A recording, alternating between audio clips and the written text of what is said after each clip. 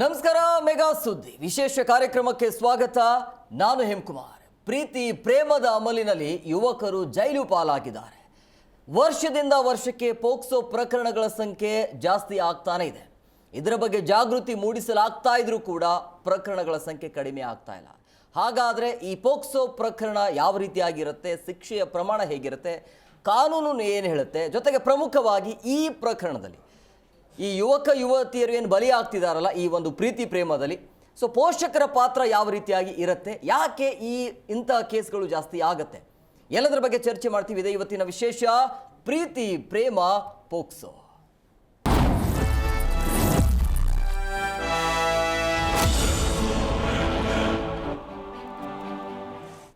ರಾಜ್ಯದಲ್ಲಿ ಪೋಕ್ಸೋ ಪ್ರಕರಣಗಳ ಸಂಖ್ಯೆ ದಿನದಿಂದ ದಿನಕ್ಕೆ ಹೆಚ್ಚಳವಾಗ್ತಾ ಇದೆ. ಪ್ರಮುಖವಾಗಿ 2024 ಏಪ್ರಿಲಿಂದ ಡಿಸೆಂಬರ್ ತನಕ ಪ್ರಕರಣಗಳ ಸಂಖ್ಯೆ ಜಾಸ್ತಿ ಆಗಿದೆ. ಹತ್ತತ್ರ 2,500 ಪ್ರಕರಣ ದಾಖಲಾಗಿರುವಂಥದ್ದು. ರಾಜ್ಯದಲ್ಲಿ ಈ ಪೋಕ್ಸೋ ಪ್ರಕರಣ ಜಾಸ್ತಿ ಆಗ್ತಾ ಇರುವಂಥ ಹಿನ್ನೆಲೆಯಲ್ಲಿ ಸಹಜವಾಗಿ ಶಾಲಾ ಕಾಲೇಜುಗಳಲ್ಲಿ ಇದರ ಬಗ್ಗೆ ಜಾಗೃತಿ ಮೂಡಿಸಲಾಗ್ತಾ ಇದೆ. ಪ್ರಮುಖವಾಗಿ ಶಾಲಾ ಕಾಲೇಜುಗಳಲ್ಲಿ ಇಂಥ ಪ್ರಕರಣ ಜಾಸ್ತಿ ಆಗ್ತಾ ಇದೆ. ಪ್ರೀತಿ ಪ್ರೇಮದ ಅಮಲಿನಲ್ಲಿ ಯುವಕರು ಜೈಲು ಪಾಲಾಗ್ತಾ ಇದ್ದಾರೆ. ಪೋಕ್ಸೋ ಸಂಬಂಧ ಶಾಲಾ ಕಾಲೇಜುಗಳಲ್ಲಿ ಜಾಗೃತಿ ಮೂಡಿಸಲಾಗ್ತಾ ಇದ್ರೂ ಕೂಡ ಯಾಕೆ ಪ್ರಕರಣ ಕಡಿಮೆ ಆಗ್ತಾ ಇಲ್ಲ, ಯುವಕ ಮತ್ತು ಯುವತಿಯರ ಮನಸ್ಥಿತಿ ಯಾವ ರೀತಿಯಾಗಿ ಇರುತ್ತೆ ಅನ್ನೋದು ಪ್ರಮುಖ ಅಂಶ. 2024 ಏಪ್ರಿಲ್ ಡಿಸೆಂಬರ್ವರೆಗೂ 2,456 ಕೇಸ್ ದಾಖಲಾಗಿವೆ. 49.10% ಪ್ರೀತಿ ಪ್ರೇಮದಲ್ಲಿ ಆಗಿರುವಂತಹ ಪ್ರಕರಣ ಇದೆ. 485 ಪ್ರಕರಣಗಳು ಬಾಲ್ಯ ವಿವಾಹದಿಂದ ದಾಖಲಾಗಿವೆ. 765 ಪ್ರಕರಣ ವಿವಿಧ ಸಾಮಾಜಿಕ ಕಾರಣಗಳಿಂದ ದಾಖಲಾಗಿರುವಂಥದ್ದು. ಅಂದರೆ ರೇಪ್ ಬೇರೆ ಬೇರೆ ಬರುತ್ತೆ.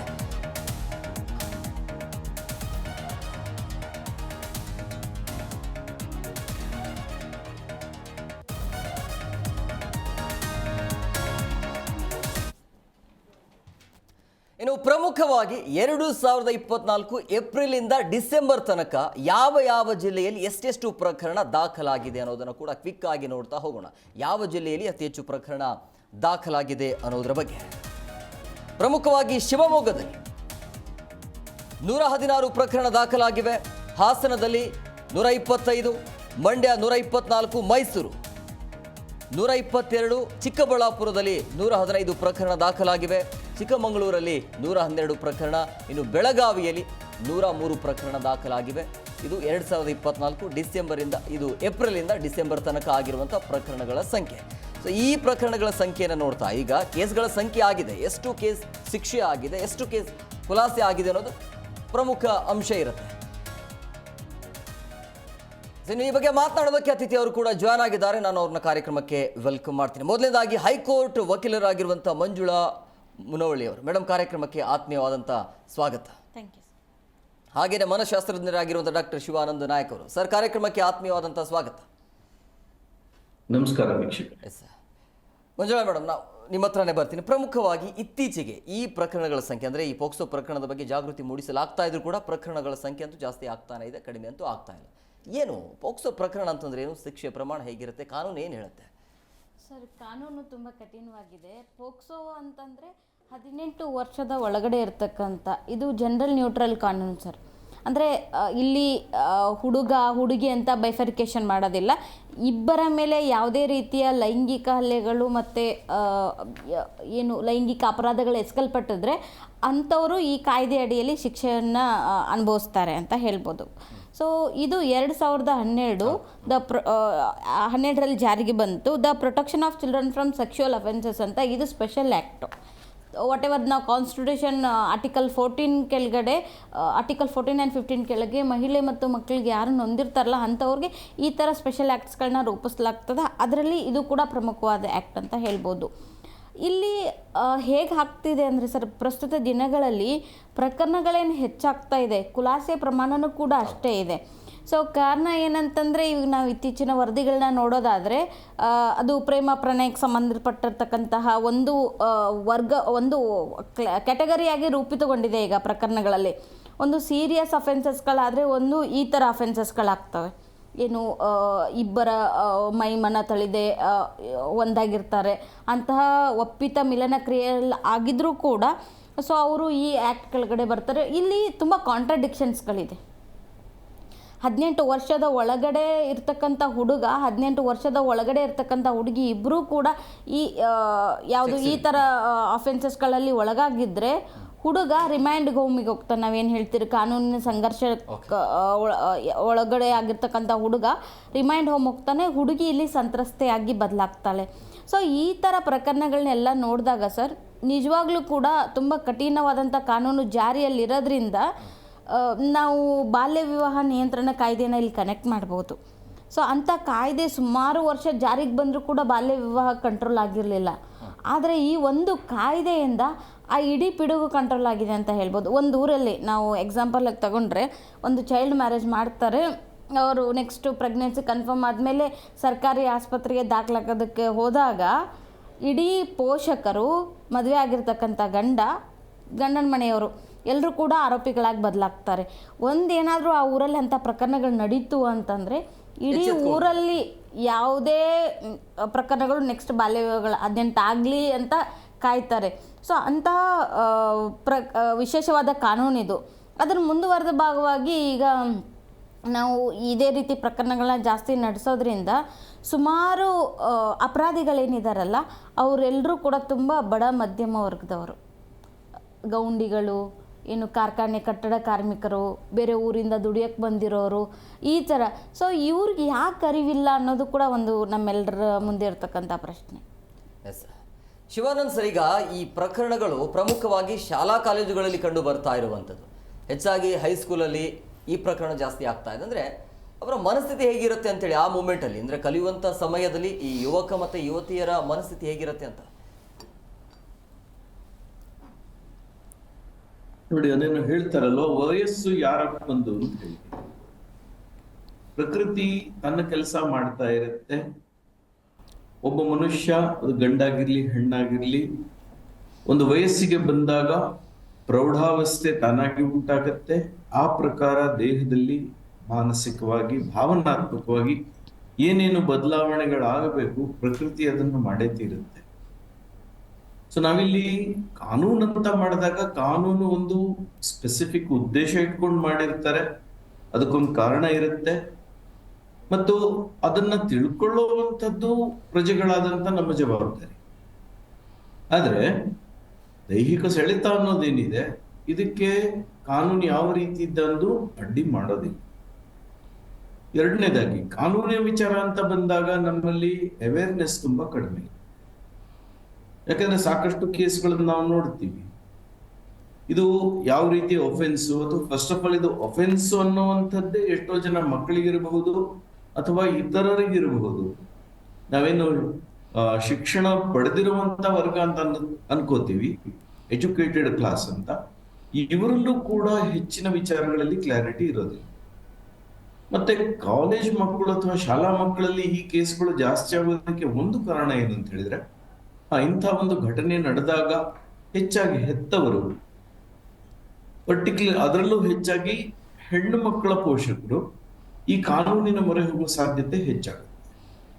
ಯಾಕೆಂತ ಹೇಳಿದ್ರೆ ನೋಡಿ, ಇವಾಗ ಹುಡುಗ ಇರಬಹುದು, ಹುಡುಗಿ ಇರಬಹುದು, ಅವರು ಪ್ರೀತಿಯಲ್ಲಿ ಇದ್ದಾರೆ ಅಂತ ಹೇಳಿದಾಗ ಯಾವುದೇ ರೀತಿಯಾದಂತ ಒಂದು ಅವ್ರಿಗೆ ಕೊಡುವಂತ ಏನು ಕೌನ್ಸಿಲಿಂಗ್ ಇರಬಹುದು, ಅಡ್ವೈಸ್ ಇರಬಹುದು, ಇದನ್ನ ಅವರು ಕೇಳೋ ಮನಸ್ಥಿತಿಯಲ್ಲಿ ಇರೋದಿಲ್ಲ.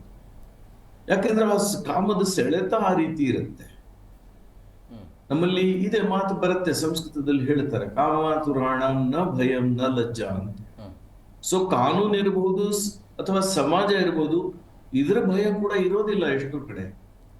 ಸೊ ಎಲ್ಲೇ ಮೀರಿ ವರ್ತಿಸುವಂತ ಸಾಧ್ಯತೆಗಳು ಸಾಕಷ್ಟು ಇರ್ತವೆ. ಸೊ ಅಂತದ್ರಲ್ಲಿ ಕಾನೂನು ಮಾಡೋದ್ರಿಂದ ಇದು ನಿಯಂತ್ರಣಕ್ಕೆ ಬರುತ್ತೆ, ಬಹುಶಃ ದೊಡ್ಡ ಕ್ವಶನ್ ಮಾರ್ಕು. ಆದ್ರೆ ಕಾನೂನು ಖಂಡಿತ ಸಹಾಯಕ್ಕೆ ಬರುತ್ತೆ. ಈಗ ಮೇಡಮ್ ಅವ್ರು ಹೇಳಿದ್ರು ಬಾಲ್ಯ ವಿವಾಹ ತಡೆಗಟ್ಟೋದಕ್ಕೆ, ಖಂಡಿತವಾಗ್ಲೂ ಇದು ಒಂದು ಉತ್ತಮ ಸಾಧನ ಅಂತ ನಾವು ಪರಿಗಣಿಸಬಹುದು. ಹಾಗಂತ ಅವೇರ್ನೆಸ್ ಅಂತ ಬಂದಾಗ ಇಲ್ಲಿ ಶಾಲೆ ಕಾಲೇಜುಗಳ ಪಾತ್ರ ತುಂಬಾ ಪ್ರಮುಖವಾಗಿದೆ. ಕಾಲೇಜ್ ಅನ್ನೋದಕ್ಕಿಂತ ಶಾಲೆಗಳ ಪಾತ್ರ ಅಂತ ಹೇಳ್ತೀನಿ. ನಾನು ಸಾಕಷ್ಟು ಮಕ್ಕಳ ಜೊತೆ ಕೂಡ ಕೆಲಸ ಮಾಡ್ತೀನಿ. ಈ ಮಕ್ಕಳು ಬಂದಾಗ ನಾವು ಕೇಳ್ತೀವಿ ಒಂದೊಂದ್ಸರಿ, ಯಾಕಂತ ಹೇಳಿದ್ರೆ ಒಬ್ಬ ಕೈಬರಹ ವಿಶ್ಲೇಷಕನಾಗಿ ಮಕ್ಕಳಲ್ಲಿ ಈ ವಿಚಾರಕ್ಕೆ ಪರ್ಟಿಕ್ಯುಲರ್ಲಿ ಸೆಕ್ಸ್ ವಿಚಾರಕ್ಕೆ ಇರುವಂತಹ ಗೊಂದಲಗಳೇನಿರ್ತವೆ ಅದು ಅಲ್ಲಿ ಸೂಕ್ಷ್ಮವಾಗಿ ನಮ್ಗೆ ಕಾಣಿಸುತ್ತೆ. ಸೊ ನಾನು ಕ್ವಶನ್ ಕೇಳ್ತೀನಿ, ನಿಮಗೆ ಈ ವಿಷಯ ಪಾಠದಲ್ಲಿ ಬಂದಾಗ ಸರಿಯಾದ ರೀತಿಯಲ್ಲಿ ಎಕ್ಸ್ಪ್ಲೈನ್ ಮಾಡಿದಾರಾ? ಯಾಕೆಂತ ಹೇಳಿದ್ರೆ ರಿಪ್ರೊಡಕ್ಷನ್ ಬಗ್ಗೆ ಪಾಠದಲ್ಲಿ ಬರುತ್ತೆ, ನಮ್ಮ ಸಿಲೆಬಸ್ ಅಲ್ಲಿ ಇದೆ. ಬಟ್ ಈ ಪಾಠವನ್ನು ಸಮರ್ಪಕವಾಗಿ ಶಿಕ್ಷಕರು ಮಾಡ್ತಾರ, ಮಕ್ಕಳಿಗೆ ಸರಿಯಾದ ರೀತಿಯಲ್ಲಿ ಎಕ್ಸ್ಪ್ಲೈನ್ ಮಾಡ್ತಾರ, ಇದೇನು ಯಾಕೆ ಎತ್ತ ಅನ್ನೋದ್ರ ಬಗ್ಗೆ ಅವರಲ್ಲಿ ಅರಿವು ಮೂಡಿಸ್ತಾರ ಅನ್ನೋದನ್ನ ನಾವು ಚೆಕ್ ಮಾಡಿದ್ರೆ ಸರಿಯಾದ ರೀತಿಯಲ್ಲಿ ಅದನ್ನ ಎಕ್ಸ್ಪ್ಲೈನ್ ಮಾಡೋದು ತುಂಬಾ ಕಡಿಮೆ ಕೇಸ್ಗಳಲ್ಲಿ. ಆದ್ರೆ ಮಕ್ಕಳ ಕುತೂಹಲ ಏನು ಸ್ವಾಭಾವಿಕವಾಗಿದೆ ಅದನ್ನು ಯಾರು ಹತ್ತಿಕ್ಕೋದಿಕ್ಕಾಗೋದಿಲ್ಲ. ಸೊ ಸರಿಯಾದ ರೀತಿಯಲ್ಲಿ ಯಾವಾಗ ಇನ್ಫಾರ್ಮೇಶನ್ ಅವರು ತಲುಪೋದಿಲ್ವೋ, ಈ ಮಕ್ಕಳು ಸಾಮಾನ್ಯವಾಗಿ ಇವತ್ತಿದೆ ಕೈನಲ್ಲಿ, ಪ್ರತಿಯೊಂದು ಮಗು ಕೈಯಲ್ಲೂ ಆಲ್ಮೋಸ್ಟ್ ಮೊಬೈಲ್ ಸಿಕ್ಕತ್ತೆ, ಮತ್ತೆ ಅದಕ್ಕೆ ಆಕ್ಸೆಸ್ಸು ಇರುತ್ತೆ. ಯಾಕೆಂತ ಹೇಳಿದ್ರೆ ಪೇರೆಂಟ್ಸ್ಗೂ ಕೂಡ ಇದನ್ನು ಹೇಗೆ ಕಂಟ್ರೋಲ್ ಮಾಡಬೇಕು ಅಂತ ಗೊತ್ತಿಲ್ಲ. ಈಗ ನಾವು ಮಾಡಿರುವಂತ ಒಂದು ಸರ್ವೆ ಪ್ರಕಾರ ಸರಿಸುಮಾರು 80-85% ಗಂಡು ಮಕ್ಕಳು ಹೈಸ್ಕೂಲ್ ಲೆವೆಲ್ ಬರ್ಬೇಕಾದ್ರೆ, ಅಂದ್ರೆ 10ನೇ ಕ್ಲಾಸಿಗೆ ಬರ್ಬೇಕಾದ್ರೆ ಕನಿಷ್ಠ ಒಂದು ಸರಿ ಆದ್ರೂ ಈ ಪೋರ್ನೋಗ್ರಫಿ ಅಂತ ಏನ್ ಹೇಳ್ತೀವಿ ಅಥವಾ ನೀಲಿ ಚಿತ್ರಗಳು ಅಂತ ಏನ್ ಹೇಳ್ತೀವಿ, ಇಂಥ ವೆಬ್ಸೈಟ್ ಗಳನ್ನ ವಿಸಿಟ್ ಮಾಡಿದ್ದಾರೆ ಅನ್ನೋದು ಸ್ಟ್ಯಾಟಿಸ್ಟಿಕ್ಸ್ ಇರುತ್ತೆ. ಮತ್ತು ಈ ಪ್ರಮಾಣ ಹೆಣ್ಣು ಮಕ್ಕಳಲ್ಲೂ ಕೂಡ ಸುಮಾರು 30-35% ಇದೆ. ಅದೇ PUC ಹುಡುಗರಲ್ಲಿ ಇದೇ ಪ್ರಶ್ನೆಯನ್ನು ನಾವು ಕೇಳಿದಾಗ ಸರಿಸುಮಾರು 90-95% ಹುಡುಗರು ಇದಕ್ಕೆ ಎಕ್ಸ್ಪೋಸ್ ಆಗಿರ್ತಾರೆ, ಮತ್ತೆ 80% ಹುಡುಗಿಯರು ಕೂಡ ಇದಕ್ಕೆ ಎಕ್ಸ್ಪೋಸ್ ಆಗಿರ್ತಾರೆ. ಅಂದ್ರೆ ಮಕ್ಕಳಲ್ಲಿರುವಂತಹ ಕುತೂಹಲ ಯಾವ ರೀತಿ ಅವರಿಗೆ ಈ ಕಡೆ ಗಮನ ಸೆಳೆಯುತ್ತೆ ಅಥವಾ ಅವರನ್ನ ಎಳ್ತರತ್ತೆ ಅನ್ನೋದನ್ನ ನಾವಿಲ್ಲಿ ಅರ್ಥ ಮಾಡ್ತೀವಿ. ಆದ್ರಿಂದ ನೋಡಿ, ಒಂದು ಪ್ರಾಕೃತಿಕ ಶಕ್ತಿ ಇದೆ. ಸೊ ಈ ಶಕ್ತಿಯನ್ನು ಸರಿಯಾದ ರೀತಿಯಲ್ಲಿ ನಾವು ಚಾನಲೈಸ್ ಮಾಡೋದನ್ನ ಮಕ್ಕಳಿಗೆ ಹೇಳ್ಕೊಡ್ಬೇಕು ಹೊರತು ಕೋರ್ಸ್ ಮಾಡೋದ್ರಿಂದ ಬಹುಶಃ ಕೆಲಸ ಆಗೋದಿಲ್ಲ ಅನ್ನೋದು ನನ್ನ ಅನಿಸಿಕೆ. ಮೇಡಮ್, ಈಗ ಈ ಪ್ರಕರಣಗಳ ಸಂಖ್ಯೆ ಹೆಚ್ಚಳಾಗ್ತಾ ಇರೋದ್ರಿಂದ ಕೆಲವೊಂದು ಆಗಲೇ ಹೇಳಿದ್ರಿ ನೀವು, ಕೆಲವೊಂದು ಕೇಸ್ಗಳು ಕೂಡ ಖುಲಾಸೆ ಆಗಿವೆ. ಸಂಖ್ಯೆ ಅಷ್ಟೇ ಇದು, ಖುಲಾಸೆ ಆಗತ್ತೆ, ಅಲ್ಲಿ ಅಡ್ಜಸ್ಟ್ಮೆಂಟು ಏನೋ ಇರುತ್ತೆ. ಆದರೆ ಪ್ರಮುಖವಾಗಿ ಇಲ್ಲಿ ಮಹಿಳೆಯರೇ ಕೇಸನ್ನು ಮಾಡ್ತಾರೆ, ಯುವಕರಲ್ಲಿ ಅನುಭವಿಸುವಂಥ ಪರಿಸ್ಥಿತಿ ಇದೆ. ಒಪ್ಪಿಗೆ ಮೇರೆ ಆದರೂ ಕೂಡ ಶಿಕ್ಷೆಯನ್ನು ಅವರೇ ಅನುಭವಿಸಬೇಕಾಗಿರುವಂಥ ಒಂದು ಶಿಕ್ಷೆ ಇದು. ಸೊ ಏನು ಹೇಳ್ತೀರಿ ಈ ಕಾನೂನಿನ ಬಗ್ಗೆ? ಸರ್, ಕಾನೂನು ಏನಿದೆ, ಒಂದು ಯಾವುದೋ ಕ್ರೈಮ್ ಆದಮೇಲೆ ಇದೆ ಪೋಕ್ಸೋ ಆ್ಯಕ್ಟ್ ಕೆಳಗಡೆ ಕ್ರೈಮ್ ಆಯಿತು ಅಂತಂದರೆ ಅಲ್ಲಿ ಆ ಬಾಲಕಿಯ ನೊಂದಂಥ ಬಾಲಕಿಯ ತಾಯಿ ಇಲ್ಲ ಅಂದರೆ ಅವರ ಹತ್ತಿರದವರು ಇಲ್ಲ ಯಾರಾದರೂ ವೈದ್ಯಾಧಿಕಾರಿ ಪರೀಕ್ಷೆಯಲ್ಲಿ ಈ ಥರ ಪ್ರಕರಣಗಳ ಅರಿವು ಏನಾದರೂ ಗೊತ್ತಾಯಿತು ಅಂದರೆ ಅದ್ರದ್ದು ಇನ್ಸಿಡೆಂಟ್ಸು ಇಲ್ಲ ಮಾರ್ಕ್ಸ್ ಏನಾದರೂ ಗೊತ್ತಾಯಿತು ಅಂದರೆ ಅವರು ಇಲ್ಲಾಂದರೆ ಯಾರಾದರೂ ಹತ್ತಿರದವರು ಈ ಪ್ರಕರಣದ ಬಗ್ಗೆ ಅರಿವಿರೋರು ಯಾರಾದರೂ ಕೂಡ ಈ ಪ್ರಕರಣವನ್ನು ದಾಖಲು ಮಾಡ್ಬೋದು. ಸೊ ನೀವು ಕೇಳಿರೋ ಪ್ರಶ್ನೆ ಏನಂದರೆ, ಸರ್ ಯುವಕರು ಇಲ್ಲಿ ಬಲಿ ಆಗ್ತಿದ್ದಾರೆ ಅಂತ ನೇರವಾಗಿ ಹೇಳ್ತಿದ್ದೀರಿ. ಸೊ ಅಡ್ಜಸ್ಟ್ಮೆಂಟು ಸೆಟಲ್ಮೆಂಟ್ ಅಂತ ಬಂದಾಗ ಅದಕ್ಕೆ ಸುಪ್ರೀಂ ಕೋರ್ಟು ಹೈಕೋರ್ಟ್ ಗೈಡ್ಲೈನ್ಸ್ ಬೇರೆ ಇದೆ ಸರ್, ಅದನ್ನು ನೆಕ್ಸ್ಟ್ ಹೇಳ್ತೀನಿ. ಬಟ್ ಈಗ ಯುವಕರು ಬಲಿ ಆಗ್ತಾರೆ, ಆದರೆ ಯುವಕರು ಅವೇರ್ ಆಗಬೇಕು. ನಾವು ಈ ಪೋಕ್ಸೋ ಅನ್ನೋದನ್ನು ಒಂದು ಗೆಲೆಟಿನ್ ಯಂತ್ರ ಅಂತ ನಾವು ಕಂಪ್ಯಾರಿಸನ್ ಮಾಡ್ಬೋದು. ಏನು ರಷ್ಯಾದಲ್ಲಿ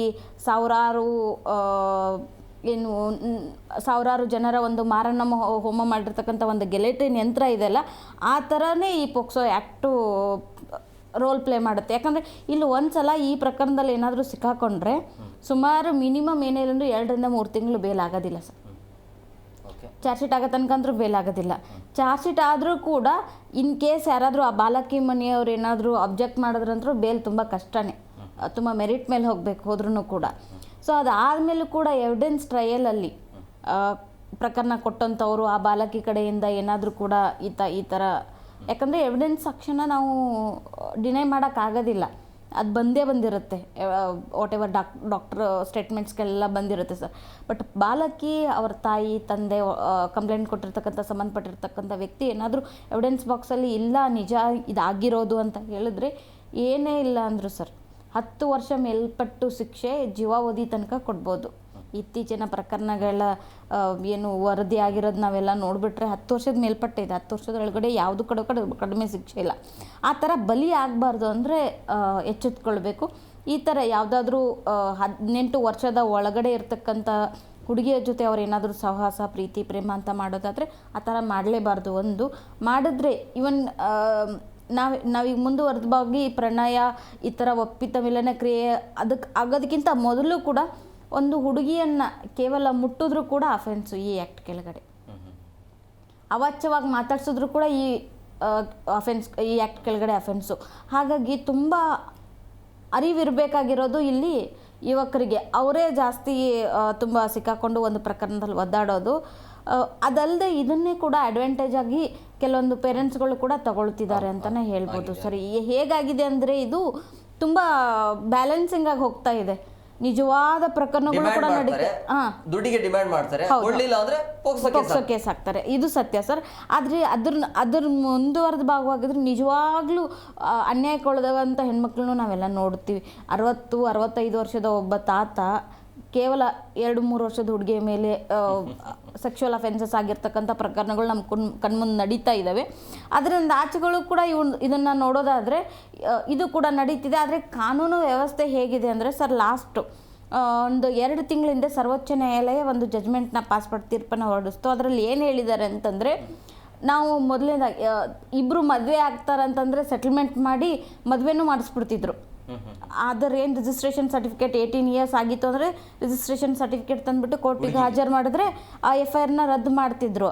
ಆದರೆ ಈಗ ಏನು ಹೇಳಿದ್ದಾರೆ ಅಂದರೆ, ಹುಡುಗಿ 17 ವರ್ಷದ ಒಳಗಡೆ ಇದ್ದಾಗ ಈ ಥರ ಅಫೆನ್ಸ್ ಆಗಿದ್ರು ಕೂಡ 18 ವರ್ಷ ಆದಮೇಲೆ ಮದುವೆ ಆಗ್ತಾರೆ ಅಂತಂದ್ರೂ ಕೂಡ ಸೆಟಲ್ಮೆಂಟ್ ಮಾಡ್ಕೊತಾರಂದ್ರೂ ಕೂಡ ಆ ಪ್ರಕರಣ ರದ್ದಾಗುವುದಿಲ್ಲ.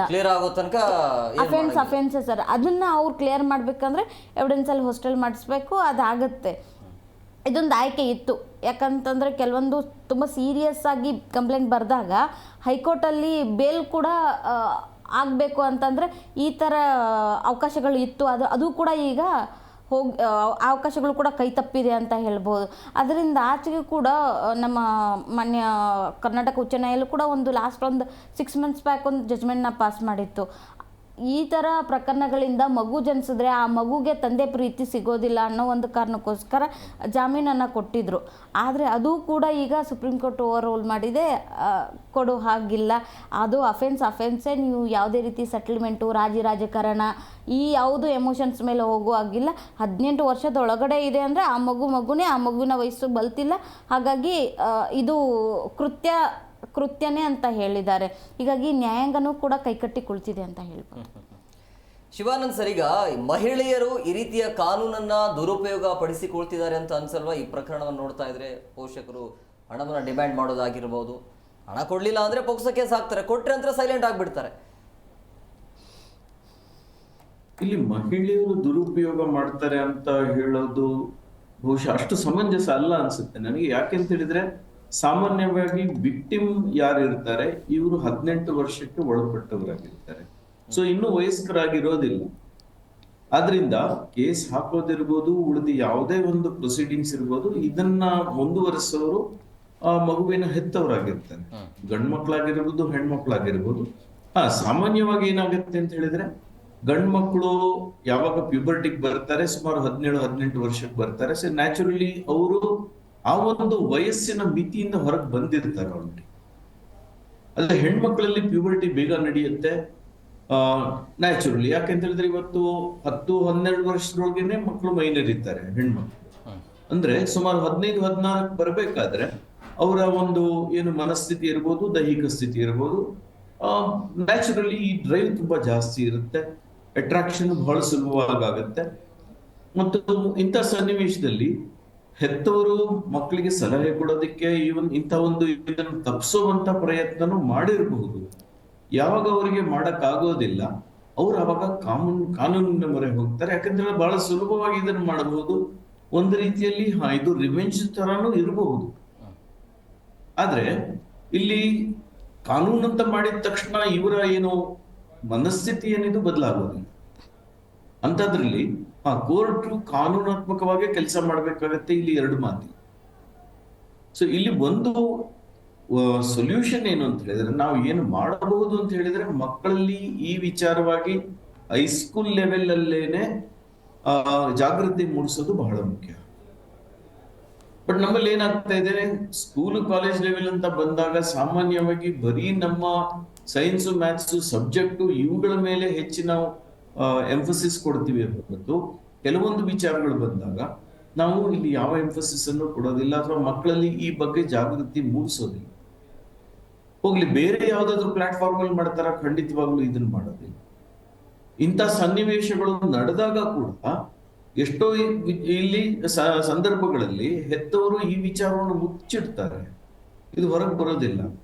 ಮಕ್ಕಳು ಹೇಳದೇ ಇರಬಹುದು ಅಥವಾ ತಿಳಿದಾಗ, ಪರ್ಟಿಕ್ಯುಲರ್ಲಿ ಮೇಡಮ್ ಹೇಳ್ತಾ ಇದ್ರು, ವಯಸ್ಸಾದವರು ಅಥವಾ ಹೆಚ್ಚಿನ ಸನ್ನಿವೇಶಗಳಲ್ಲಿ ಇದು ಮನೆಯಲ್ಲಿ ಇರುವಂತವರೇನೆ, ಪರಿಚಯಸ್ಥರು, ಅಕ್ಕಪಕ್ಕದವರು ಇಂಥ ಒಂದು ಅಫೆನ್ಸ್ಗಳಲ್ಲಿ ಇನ್ವಾಲ್ವ್ ಆಗಿರೋ ಸಂದರ್ಭಗಳು ಸಾಕಷ್ಟಿದೆ. ಆದ್ರೆ ಇದು ರಿಪೋರ್ಟ್ ಆಗತ್ತಾ? ಕೆಲವೊಂದ್ ಕಡೆ ಆಗತ್ತೆ, ಕೆಲವೊಂದ್ ಕಡೆ ಆಗದೇ ಇರುತ್ತೆ. ಸೊ ಮಿಸ್ಯೂಸ್ ಅಂತ ಬಂದಾಗ ಹೌದು ನಡೆಯುತ್ತೆ. ಕೆಲವೊಂದು ಸ್ಪೆಸಿಫಿಕ್ ಕೇಸ್ಗಳಲ್ಲಿ ಮಿಸ್ಯೂಸ್ ಆಗಿರೋದನ್ನು ಕೂಡ ಕಂಡಿದ್ದೀವಿ. ಉದಾಹರಣೆಗೆ ದುಡ್ಡಿನ ವಿಚಾರ ಬಂದಾಗ ಅಥವಾ ಬೇರೆ ಏನೋ ಉದ್ದೇಶಕ್ಕೆ ಇಂಥ ಒಂದು ಇದು ಬಂದಾಗ, ಕೆಲವು ವರ್ಷಗಳ ಹಿಂದೆ ಒಂದು ಚಾಮರಾಜಪೇಟೆಯಲ್ಲಿ ಶಾಲೆಯಲ್ಲಿ ಒಂದು ಪ್ರಕರಣ ನಡೆದಿತ್ತು. ನಿಮ್ಗೆ ಎಷ್ಟು ನೆನಪಿದೆಯೋ ನನಗೆ ಗೊತ್ತಿಲ್ಲ. ಶಾಲೆಯ ದೈಹಿಕ ಶಿಕ್ಷಕನ ಮೇಲೆ ಪೋಕ್ಸೋ ಒಂದು ಕೇಸನ್ನ ಹಾಕಿದ್ರು. ಆಮೇಲೆ ಗೊತ್ತಾಯ್ತು ಇದು ಫಾಲ್ಸ್ ಕೇಸ್ ಅಂತ ಹೇಳಿ. ಬಟ್ ಈ ಕೇಸ್ ಹಾಕಿರೋ ಉದ್ದೇಶನೇ ಬೇರೆ ಆಗಿತ್ತು, ಅಲ್ಲಿ ಬೇರೆ ರೀತಿಯಾದಂತ ರಾಜಕೀಯ ಇದೆ. ಸೊ ಮಿಸ್ಯೂಸ್ ಖಂಡಿತ ಆಗತ್ತೆ, ಆಗೋದಿಲ್ಲ ಅಂತ ಹೇಳೋದಿಲ್ಲ. ಮತ್ತೆ ನಾವು ಅದನ್ನ ನಿಲ್ಸೋದು ಬಹಳ ಕಷ್ಟ ಇದೆ. ಯಾಕೆಂತ ಹೇಳಿದ್ರೆ ಕಾನೂನು ಅಂತ ಹೇಳಿದಾಗ ಅದರ ಒಂದು ಪರಿಮಿತಿ ಏನಿರುತ್ತೆ, ಸ್ವಲ್ಪ ವಿಶಾಲವಾಗಿರುತ್ತೆ. ಮಿಸ್ಯೂಸ್ಗೆ ಅವಕಾಶ ಖಂಡಿತ ಇರುತ್ತೆ. ಆದ್ರೆ ಎಲ್ಲಾ ಕೇಸಲ್ಲೂ ಮಿಸ್ಯೂಸ್ ಆಗತ್ತೆ ಇಲ್ಲ. ಲಾರ್ಜರ್ ಪ್ಲೇಸಸ್ ಅಂದ್ರೆ ಎಜುಕೇಟೆಡ್ ಕ್ಲಾಸ್ ಅಂತ ಏನು ಹೇಳ್ಬೋದು, ಇಲ್ಲಿ ಹೆತ್ತವರು ಇದನ್ನು ಬಳಸ್ಕೊಂಡು ತಮ್ಮ ಕೆಲಸ ಸಾಧನೆಗೆ, ಅಂದ್ರೆ ಪರ್ಟಿಕ್ಯುಲರ್ ಆಗಿ ಈ ಹುಡುಗಿಯನ್ನು ಸಪರೇಟ್ ಮಾಡೋದಕ್ಕೆ ಈ ಕಾನೂನನ್ನು ಬಳಸೋ ಸಾಧ್ಯತೆಗಳು ಬಹಳ ಇದಾವೆ ಅನ್ನೋದು ನನ್ನ ಅಭಿಪ್ರಾಯ. ಮೇಡಮ್, ಈಗ ಈ ಪೋಕ್ಸೋ ಪ್ರಕರಣದ ಶಿಕ್ಷೆಗಳು ಯಾವ ರೀತಿ ಆಗಿರುತ್ತೆ, ಆಮೇಲೆ ಬಾಲ್ಯ ವಿವಾಹದ ಶಿಕ್ಷೆಗಳು ಹೇಗಿರುತ್ತೆ, ಯಾವ ರೀತಿಯಾಗಿ ವ್ಯತ್ಯಾಸ ಇರುತ್ತೆ? ಸರ್, ಬಾಲ್ಯ ವಿವಾಹದ ಶಿಕ್ಷೆ ಏನಿದೆ ಅಂದರೆ 1 ರಿಂದ 3 ವರ್ಷದ ಒಳಗಡೆ ವಿಧಿಸಬಹುದಾದಂಥ ಸಾಧಾರಣ ಶಿಕ್ಷೆಯನ್ನು ಬಾಲ್ಯ ವಿವಾಹ ಕಾಯ್ದೆ ಕೆಳಗಡೆ ಕೊಟ್ಟಿದ್ದಾರೆ, ಬಾಲ್ಯ ವಿವಾಹ ನಿಷೇಧ ಕಾಯ್ದೆ ಕೆಳಗಡೆ. ಆದರೆ ಪೋಕ್ಸೋ ಕಾಯ್ದೆಗಳಿಗೆ ತುಂಬ ಕಠಿಣವಾದ ಶಿಕ್ಷೆ ಇದೆ ಸರ್. 16 ವರ್ಷಕ್ಕಿಂತ ಒಳಗಡೆ ಏನಾದರೂ ಮಗು ಇತ್ತು ಅಂತಂದರೆ 20 ವರ್ಷ ಮೇಲ್ಪಟ್ಟು ಜೀವಾವಧಿವರೆಗೆ ಕೊಡ್ಬೋದಾದಂಥ ಶಿಕ್ಷೆಯನ್ನು ಹೇಳಿದ್ದಾರೆ. 16 ವರ್ಷಕ್ಕಿಂತ ಮೇಲ್ಪಟ್ಟು 18 ವರ್ಷದ ಒಳಗಡೆ ಮಗು ಏನಾದರೂ ಇತ್ತು, ನೊಂದಂಥ ಬಾಲಕಿ ಇತ್ತು ಅಂತಂದರೆ ಅದನ್ನು 10 ವರ್ಷಕ್ಕಿಂತ ಮೇಲ್ಪಟ್ಟು ಜೀವಾವಧಿವರೆಗೆ ಶಿಕ್ಷೆ ಕೊಡ್ಬೋದು. ತುಂಬ ಅಮಾನ್ಯವಾಗಿ ಕೃತ್ಯ ಇತ್ತು ಅಂದರೆ ಮರಣದಂಡನೆಯು ಕೂಡ ಈ ಶಿಕ್ಷೆಯನ್ನು ಕೂಡ ಈ ಕಾಯ್ದೆ ಕೆಳಗಡೆ ಕೊಡ್ಬೋದು ಅಂತ ಹೇಳಿದ್ರು. ಮತ್ತು ಇನ್ನೊಂದು ರೂಪಕ್ಕೆ ಸರ್ ಇದರಲ್ಲಿ ಹೇಳಬೇಕು ಅಂತಂದರೆ, ಮಗುವಿನ ವಯಸ್ಸು ಮಗು ನೊಂದಂಥ ಬಾಲಕಿ ಇರ್ತಾರಲ್ಲ, ಆ ಮಗುವಿನ ಹೆಸರನ್ನು ಗೌಪ್ಯವಾಗಿಡಬೇಕು ಅಂತ ಈ ಕಾಯ್ದೆ ಮುಖ್ಯವಾಗಿ ಹೇಳುತ್ತೆ. ಕಾರಣ ಏನಂತಂದರೆ, ಆ ಮಗುವಿನ ಮುಂದಿನ ಜೀವನಕ್ಕೆ ಆಗಿರ್ಬೋದು, ಪ್ರಸ್ತುತದಲ್ಲಾಗಿರ್ಬೋದು, ಯಾವುದೇ ರೀತಿ ದಾಖಲೆಗಳು ಉಳ್ಕೊಳ್ಬಾರ್ದು. ಆಮೇಲೆ ಹೊರಗಡೆ ಸಮಾಜಕ್ಕೆ ಆ ಮಗುವಿನ ಐಡೆಂಟಿಟಿ ಗೊತ್ತಾಗಬಾರ್ದು ಅನ್ನೋದು ಒಂದು ಉದ್ದೇಶದಿಂದ ಆ ಮಗುವಿನ ಹೆಸರನ್ನು ಕೂಡ ಈ ಕಾಯ್ದೆ ಕೆಳಗಡೆ ಗೌಪ್ಯವಾಗಿಡ್ತಾರೆ. ಮತ್ತು ಬೇರೆ ಬೇರೆ ಇದರಲ್ಲಿ ಸರ್ ಏನು ಮುಟ್ಟಿದ್ರು, ದ ಫಿಸಿಕಲ್ ಅಫೆನ್ಸಸ್, ಹರಾಸ್ಮೆಂಟ್ಸ್ ಏನು ಮಾಡ್ತಾರಲ್ಲ, ಸೊ ಅದಕ್ಕೆಲ್ಲ ಡಿಫ್ರೆಂಟಾಗಿ ಶಿಕ್ಷೆಗಳಿದೆ. ಮುಖ್ಯವಾದ ಹೈಯರ್ ಶಿಕ್ಷೆ ಅಂತಂದ್ರು ಮರಣದಂಡನೆ, ಇಲ್ಲಾಂದರೆ ಜೀವಾವಧಿ. ಆಲ್ಮೋಸ್ಟ್ ಈ ಕಾಯ್ದೆ ಕೆಳಗಡೆ ಆಗೋ ಶಿಕ್ಷೆಗಳೇನಂತಂದರೆ ಜೀವಾವಧಿನೇ. ಶಿವಾನಂದ್ ಸರ್, ಈಗ ಈ ಯುವಕರು ಮತ್ತೆ ಯುವತಿಯರು ಶಾಲಾ ಕಾಲೇಜುಗಳಲ್ಲಿ ಹೆಚ್ಚಾಗಿ ಪ್ರೇಮದಲ್ಲಿ ಬೀಳೋದು ಯಾಕೆ ಅಂತೇಳಿ? ಓಕೆ, ನಾವೆಲ್ಲ ಈ ಒಂದು ಫೇಸ್ ದಾಟಿ ಬಂದಿದ್ದೀವಿ. ನಿಮ್ ಕಾಲದಲ್ಲಿ ಮತ್ತು ಆ ವಯಸ್ಸಿನ ಏನು ಹುಚ್ಚು ಕೋಡಿ ಮನಸ್ಸು ಅಂತ ಹೇಳ್ತೀವಿ ನಾವು, ಅಲ್ವಾ? ಇದು ಪ್ರಕೃತಿಯ ಶಕ್ತಿ. ನೋಡಿ, ಪ್ರತಿಯೊಬ್ಬ ಪ್ರಾಣಿ ಪಕ್ಷಿ ಇರಬಹುದು, ಈ ರಿಪ್ರೊಡಕ್ಷನ್ ಅಥವಾ ಪ್ರಜನನ ಅನ್ನೋದು ಸ್ವಾಭಾವಿಕ ಕ್ರಿಯೆ. ಸೊ ಈ ಶಕ್ತಿಯನ್ನು ಯಾರು ತಡೆಯೋದಿಕ್ಕಾಗೋದಿಲ್ಲ. ಆದ್ರೆ ಮಾನವರಾಗಿ ನಾವೇನ್ ಮಾಡಿದೀವಿ, ಕೆಲವೊಂದು ಸಾಮಾಜಿಕ, ದೈಹಿಕ ಹಾಗೂ ಭಾವನಾತ್ಮಕ ಕಾರಣಗಳಿಗೆ ಕೆಲವೊಂದು ಚೌಕಟ್ಟುಗಳನ್ನು ನಾವು ಹಾಕೊಂಡಿದ್ದೀವಿ. ಸೊ ಅಂಥದ್ರಲ್ಲಿ ಮದುವೆ, ಅದೇ ರೀತಿ ಸಹಜೀವನ ಅಂತ ಏನ್ ಹೇಳ್ತೀವಿ, ಕಾನೂನು ಕಟ್ಟಳೆಗಳು, ಸಾಮಾಜಿಕ ಕಟ್ಟಳೆಗಳು, ಇವನ್ನೆಲ್ಲ ನಾವು ಮಾಡ್ಕೊಂಡಿದ್ದೀವಿ. ಅಂದ್ರೆ ಗಂಡು ಹೆಣ್ಣಿನ ಮಧ್ಯ ಇರಬೇಕಾದ ಸಂಬಂಧದಲ್ಲಿ ಏನು ದೃಢತೆ ಇರಬೇಕು, ಹುಟ್ಟೋ ಮಕ್ಕಳಿಗೆ ಏನು ಪ್ರೊಟೆಕ್ಷನ್ ಬೇಕು, ಪರ್ಟಿಕ್ಯುಲರ್ ಆಗಿ ಹೆಣ್ಣು ಮಕ್ಕಳಿಗೆ ಪ್ರೊಟೆಕ್ಷನ್ ಬೇಕಾಗತ್ತೆ, ಸಪೋರ್ಟ್ ಬೇಕಾಗತ್ತೆ. ಅದರಲ್ಲೂ ಕೂಡ ಯಾವಾಗ ಅವರು ಮಗುನ ಹೆರಬೇಕಾದ್ರೆ ಅವರ ಗರ್ಭಸ್ಥಿತಿಯಲ್ಲಿ, ಸೊ ಇಂಥ ಸನ್ನಿವೇಶದಲ್ಲಿ ಗಂಡು ಸಪೋರ್ಟ್ ಮಾಡ್ಬೇಕು ಅನ್ನೋದನ್ನ ಸಮಾಜ ಒತ್ತಿ ಹೇಳುತ್ತೆ. ಆದ್ರಿಂದ ಈ ಕಾನೂನು ಕಟ್ಟಳೆಗಳೆಲ್ಲ ಬಂದಿವೆ. ಹಾಗಂತ ಈ ಒಂದು ಏನು ಲೈಫ್ ಫೋರ್ಸ್ ಇದೆ, ಇದನ್ನ ಯಾರೂ ತಡೆಯೋದಿಕ್ ಆಗೋದಿಲ್ಲ. ಸಮುದ್ರಕ್ಕೆ ಅಣೆಕಟ್ಟು ಕಟ್ಟೋದಿಕ್ ಆಗೋದೇ ಇಲ್ಲ. ಅಂಥದ್ರಲ್ಲಿ ಇದು ಯಾಕೆ ನಡೆಯುತ್ತೆ ಬಹುಶಃ ಯಾರು ಆನ್ಸರ್ ಮಾಡಕ್ಕಾಗಲ್ಲ, ಅಥವಾ ಎಲ್ರಿಗೂ ಆನ್ಸರ್ ಗೊತ್ತು. ಈ ಪ್ರಕೃತಿ ಶಕ್ತಿಯನ್ನು ಯಾರು ತಡೆಯೋದಿಕ್ ಆಗೋದಿಲ್ಲ. ಮತ್ತು ಮನುಷ್ಯನಿಗೆ ಭಾವನಾತ್ಮಕವಾಗಿ ಕೂಡ ಸಂಗಾತಿ ಬೇಕಾಗತ್ತೆ, ಸಂಗಾತಿಯನ್ನ ಮನಸ್ಸು ಅರಸುತ್ತೆ. ಸೊ ಆದ್ರಿಂದಾಗಿ ಈ ಅಟ್ರಾಕ್ಷನ್ ಆಗೋದು, ಇಂಥ ಒಂದು ಘಟನೆಗಳು ನಡೆಯೋದು ಸ್ವಾಭಾವಿಕ. ಮತ್ತೆ ಯಾವುದೇ ರೀತಿಯಾಗಿ ಅದನ್ನ ನಾವು ನಿಲ್ಲಿಸೋದಕ್ಕೆ ಅಥವಾ ಪ್ರಿವೆಂಟ್ ಮಾಡೋದಕ್ಕೆ ಆಗೋದಿಲ್ಲ. ಅದೇ ಕಾನೂನಿನ ವಿಚಾರಕ್ಕೆ ಬಂದಾಗ ಅವಾಗಲೇ ಹೇಳಿದೆ, ನಾವು ಕಟ್ಟಳೆಗಳನ್ನ ನಾವು ಮಾಡ್ಕೊಂಡಿದೀವಿ ಕೆಲವೊಂದು ನಿರ್ದಿಷ್ಟ ಕಾರಣಗಳಿಗೋಸ್ಕರ. ಆದ್ರಿಂದ ಈ ಪೀಳಿಗೆಗೆ ನಾವು ಅದನ್ನ ಎಕ್ಸ್ಪ್ಲೇನ್ ಮಾಡಿ ಹೇಳುವಂಥದ್ದು, ಇದ್ರ ಸಾಧಕ ಬಾಧಕಗಳನ್ನ ಅವರಲ್ಲಿ ಸಾಧಕ ಬಾಧಕಗಳ ಬಗ್ಗೆ ಅರಿವು ಮೂಡಿಸುವಂಥದ್ದು, ಅದನ್ನ ಫಾಲೋ ಮಾಡೋ ರೀತಿಯಲ್ಲಿ ಅವ್ರನ್ನ ಉತ್ತೇಜನ ಕೊಡೋದು, ಇದು ತುಂಬಾ ಇಂಪಾರ್ಟೆಂಟ್ ಆಗುತ್ತೆ. ಆದ್ರೆ ನಾವು ಇದನ್ನ ಹೇಳೋದು ಒಂದು ರೀತಿ ಆದ್ರೆ, ನಮ್ಮ ಕೆಲವೊಂದು ಮಾಧ್ಯಮಗಳು, ಉದಾಹರಣೆಗೆ ಸಿನಿಮಾ ಇರ್ಬೋದು, ಸೀರಿಯಲ್ಗಳಿರ್ಬೋದು, ಅಥವಾ ಬೇರೆ ಕೆಲವು ಚಟುವಟಿಕೆಗಳಿರ್ಬೋದು, ಇಂಥ ಒಂದು ಸನ್ನಿವೇಶಗಳಲ್ಲಿ ಮಕ್ಕಳಿಗೆ ಬರುವಂತ ಸಿಗ್ನಲ್ಲೇ ಕಂಪ್ಲೀಟ್ಲಿ ಡಿಫ್ರೆಂಟ್ ಆಗುತ್ತೆ. ಸ್ವೇಚ್ಛೆಯನ್ನ ಎಷ್ಟೋ ಕಡೆ ನಾವು ಪ್ರಮೋಟ್ ಮಾಡ್ತೀವಿ, ಅಥವಾ ಇದು ಯಾವುದೇ ತಪ್ಪಿಲ್ಲ ಅನ್ನೋ ರೀತಿಯಲ್ಲಿ ಮಾತಾಡ್ತೀವಿ. Exceptions are not rules actually. ಆದ್ರೆ ನಮ್ಮಲ್ಲಿ ಎಷ್ಟೋ ಕಡೆ ಇದನ್ನೇ ನಾವು ಗ್ಲೋರಿಫೈ ಮಾಡಿ ತೋರಿಸ್ತೀವಿ. ಸೊ ಸಾಮಾನ್ಯವಾಗಿ ಮಕ್ಕಳಿಗೆ ಏನಾಗುತ್ತೆ, ಅವ್ರಲ್ಲಿ ವಿವೇಚನೆ ಬೆಳೆದಿರೋದಿಲ್ಲ. ಸರಿ ತಪ್ಪಿನ ವಿವೇಚನೆ ಯಾವಾಗ ಇರೋದಿಲ್ವೋ ಅವ್ರು ಇದನ್ನ ಇದು ತುಂಬಾ ಚೆನ್ನಾಗಿದೆ, ಅವ್ರಿಗೇನೋ ಒಂದು ಅಟ್ರಾಕ್ಷನ್. ಯಾಕೆಂದ್ರೆ ಆ ಒಂದು ವಯಸ್ಸಲ್ಲಿ ಏನಿದೆ, ಡಿಫೈನ್ಡ್ ಮೆಂಟಾಲಿಟಿನೂ ಜಾಸ್ತಿ ಇರುತ್ತೆ. ಅಂದ್ರೆ ಯಾವುದೇ ಇದನ್ನ ಮಾಡಬೇಡ ಅಂತ ಹೇಳಿದ್ದನ್ನು ಯಾಕೆ ಮಾಡಬಾರದು ಅಂತ ಪ್ರಶ್ನೆ ಮಾಡಿ ಅದರಲ್ಲಿ ತೊಡಗಿಸ್ಕೊಳ್ಳುವಂಥದ್ದು ಕೂಡ ಯುವ ಜನರಲ್ಲಿ ಕಂಡು ಬರುವಂತ ಒಂದು ರೀತಿಯಾದಂತಹ ಬಿಹೇವಿಯರ್ ಉಂಟು. ಯಾಕೆ ನಾವು ಪ್ರಾಬ್ಲಮ್ ಅಂತ ಹೇಳ್ತೀವಿ, ಅದರ ಕಾನ್ಸಿಕ್ವೆನ್ಸ್ ಏನು ಅನ್ನೋದನ್ನ ಆ ಮಕ್ಕಳು ಅರ್ಥ ಮಾಡ್ಕೊಂಡಿರೋದಿಲ್ಲ. ಸೊ ಎಡವಟ್ಟಾದಾಗ, ಈಗ ಉದಾಹರಣೆಗೆ ಗಂಡು ಹೆಣ್ಣು ಸೇರ್ತಾರೆ, ಕಾನೂನಾತ್ಮಕವಾಗಿ ಇನ್ನೂ ವಯಸ್ಸಾಗಿರೋದಿಲ್ಲ, ಬಟ್ ಇದ್ರ ಬಗ್ಗೆ ಯಾರ ಗಮನಕ್ಕೂ ಬರೋದಿಲ್ಲ. ಆ ಹುಡುಗಿ ಪ್ರೆಗ್ನೆಂಟ್ ಆಗೋದಿಲ್ಲ, ಆ ವಿಚಾರ ಹೊರಗೆ ಬರೋದಿಲ್ಲ, ಮಕ್ಕಳು ಯಾವ ವಿಚಾರಕ್ಕೂ ತಲೆ ಕೆಡಿಸ್ತಾರೆ. ಅದೇ ಒಂದು ವೇಳೆ ಹುಡುಗಿ ಪ್ರೆಗ್ನೆಂಟ್ ಆಗಲು ಮನೇಲಿ ವಿಚಾರ ಗೊತ್ತಾಯ್ತು, ಇವಾಗ ಶುರುವಾಗುತ್ತೆ ಪ್ರಾಬ್ಲಮ್. ಅಂದ್ಮೇಲೆ ನಾವು ಪ್ರೀತಿ ಪ್ರೇಮ ಯಾಕೆ ಬೀಳ್ತಾರೆ, ಖಂಡಿತ ಬೀಳೋದು ಸ್ವಾಭಾವಿಕ. ಆದ್ರೆ ಮಕ್ಕಳಿಗೆ ಸರಿಯಾದ ರೀತಿಯಲ್ಲಿ ಮಾರ್ಗದರ್ಶನ ಕೊಟ್ಟಾಗ ಯಾವ ರೀತಿಯಲ್ಲಿ ಅವರು ಓರಿಯೆಂಟ್ ಆಗಬೇಕು ಅನ್ನೋದನ್ನ ಹೆತ್ತವರು ಪರ್ಟಿಕ್ಯುಲರ್ಲಿ, ಹಾಗೆ ಶಿಕ್ಷಕರು ತಿಳ್ಕೊಂಡು ಆ ರೀತಿ ಮಾರ್ಗದರ್ಶನ ಮಾಡಿದ್ರೆ ಬಹುಶಃ ಸನ್ನಿವೇಶಗಳು, ಇಂಥ ಒಂದು ಪ್ರಕರಣಗಳು ನಡೆಯೋದು ಕಮ್ಮಿ ಆಗ್ಬೋದು, ನಿಲ್ಲಿಸೋದಕ್ಕಂತೂ ಖಂಡಿತ ಆಗುತ್ತೆ. Yes, okay sir. ಮತ್ತೊಬ್ರು ಗೆಸ್ಟ್ ಜಾಯ್ನ್ ಆಗಿದ್ದಾರೆ, ನಾನು ಕಾರ್ಯಕ್ರಮಕ್ಕೆ ವೆಲ್ಕಮ್ ಮಾಡಿಬಿಡ್ತೀನಿ. ಮನಃಶಾಸ್ತ್ರಜ್ಞೆ ಮನ್ವಿತಾ ಮಾಸ್ಗೌಡ್ ಅವರು. ಮೇಡಮ್, ಕಾರ್ಯಕ್ರಮಕ್ಕೆ ಆತ್ಮೀಯವಾದಂಥ ಸ್ವಾಗತ. ಎಸ್, ಇತ್ತೀಚೆಗೆ ಈ ಪ್ರಕರಣಗಳ ಸಂಖ್ಯೆನ ನೋಡ್ತಾ ಇದ್ರೆ, ಅಂದರೆ ಪ್ರಮುಖವಾಗಿ ಸೋಷಿಯಲ್ ಮೀಡಿಯಾ ಕಾರಣ ಆಗುತ್ತಾ?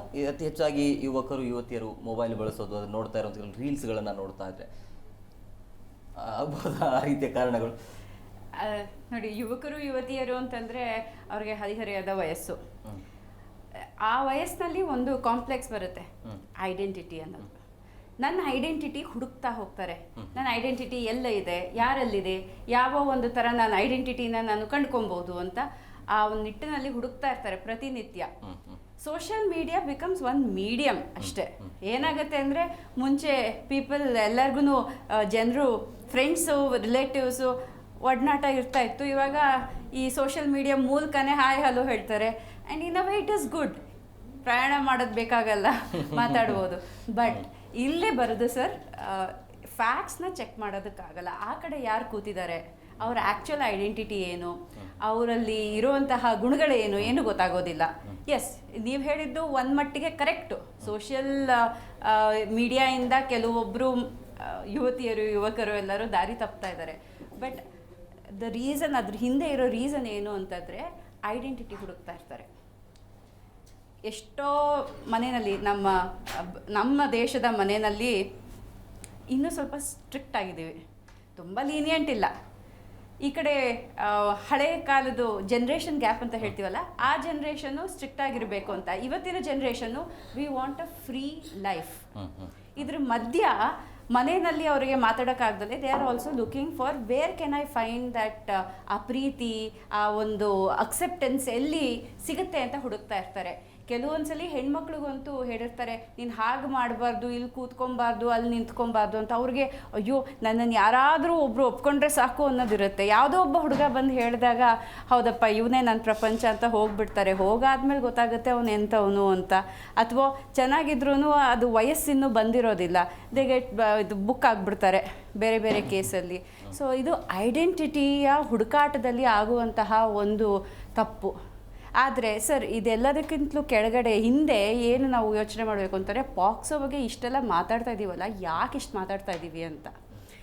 ನಾವು ನೆಕ್ಸ್ಟ್ ಜನ್ರೇಷನ್ ಅಂತ ಎಲ್ಲ ಹೇಳ್ತೀವಿ, ಆಧುನಿಕ ತಂತ್ರಜ್ಞಾನ ಎಲ್ಲ ಯೂಸ್ ಮಾಡ್ತಾ ಇದ್ದೀವಿ ಅಂತ. ಬಟ್ ಯಾಕೆ ಇಷ್ಟೊಂದು ಇದ್ರ ಮೇಲೆ ಒತ್ತಡ ಹೇರ್ತಾ ಇರೋದು ಅಂತಂದರೆ, ಈ ಆಲ್ಫಾ ಜನ್ರೇಷನ್ ಇದ್ದಾರಲ್ಲ, ಆಲ್ಫಾ ಜನ್ರೇಷನ್ ಮತ್ತು ಜೆನೆಕ್ಸು, ಅವರಿಗೆ ತಾಳ್ಮೆ ಅನ್ನೋದು ಕಡಿಮೆ. ಅವ್ರಿಗೆ ತಕ್ಷಣ ಎಲ್ಲನೂ ಇನ್ಸ್ಟೆಂಟ್ ಗ್ರ್ಯಾಟಿಫಿಕೇಷನ್ ಅಂತ ಕರಿತೀವಿ ಸೈಕಾಲಜಿನಲ್ಲಿ.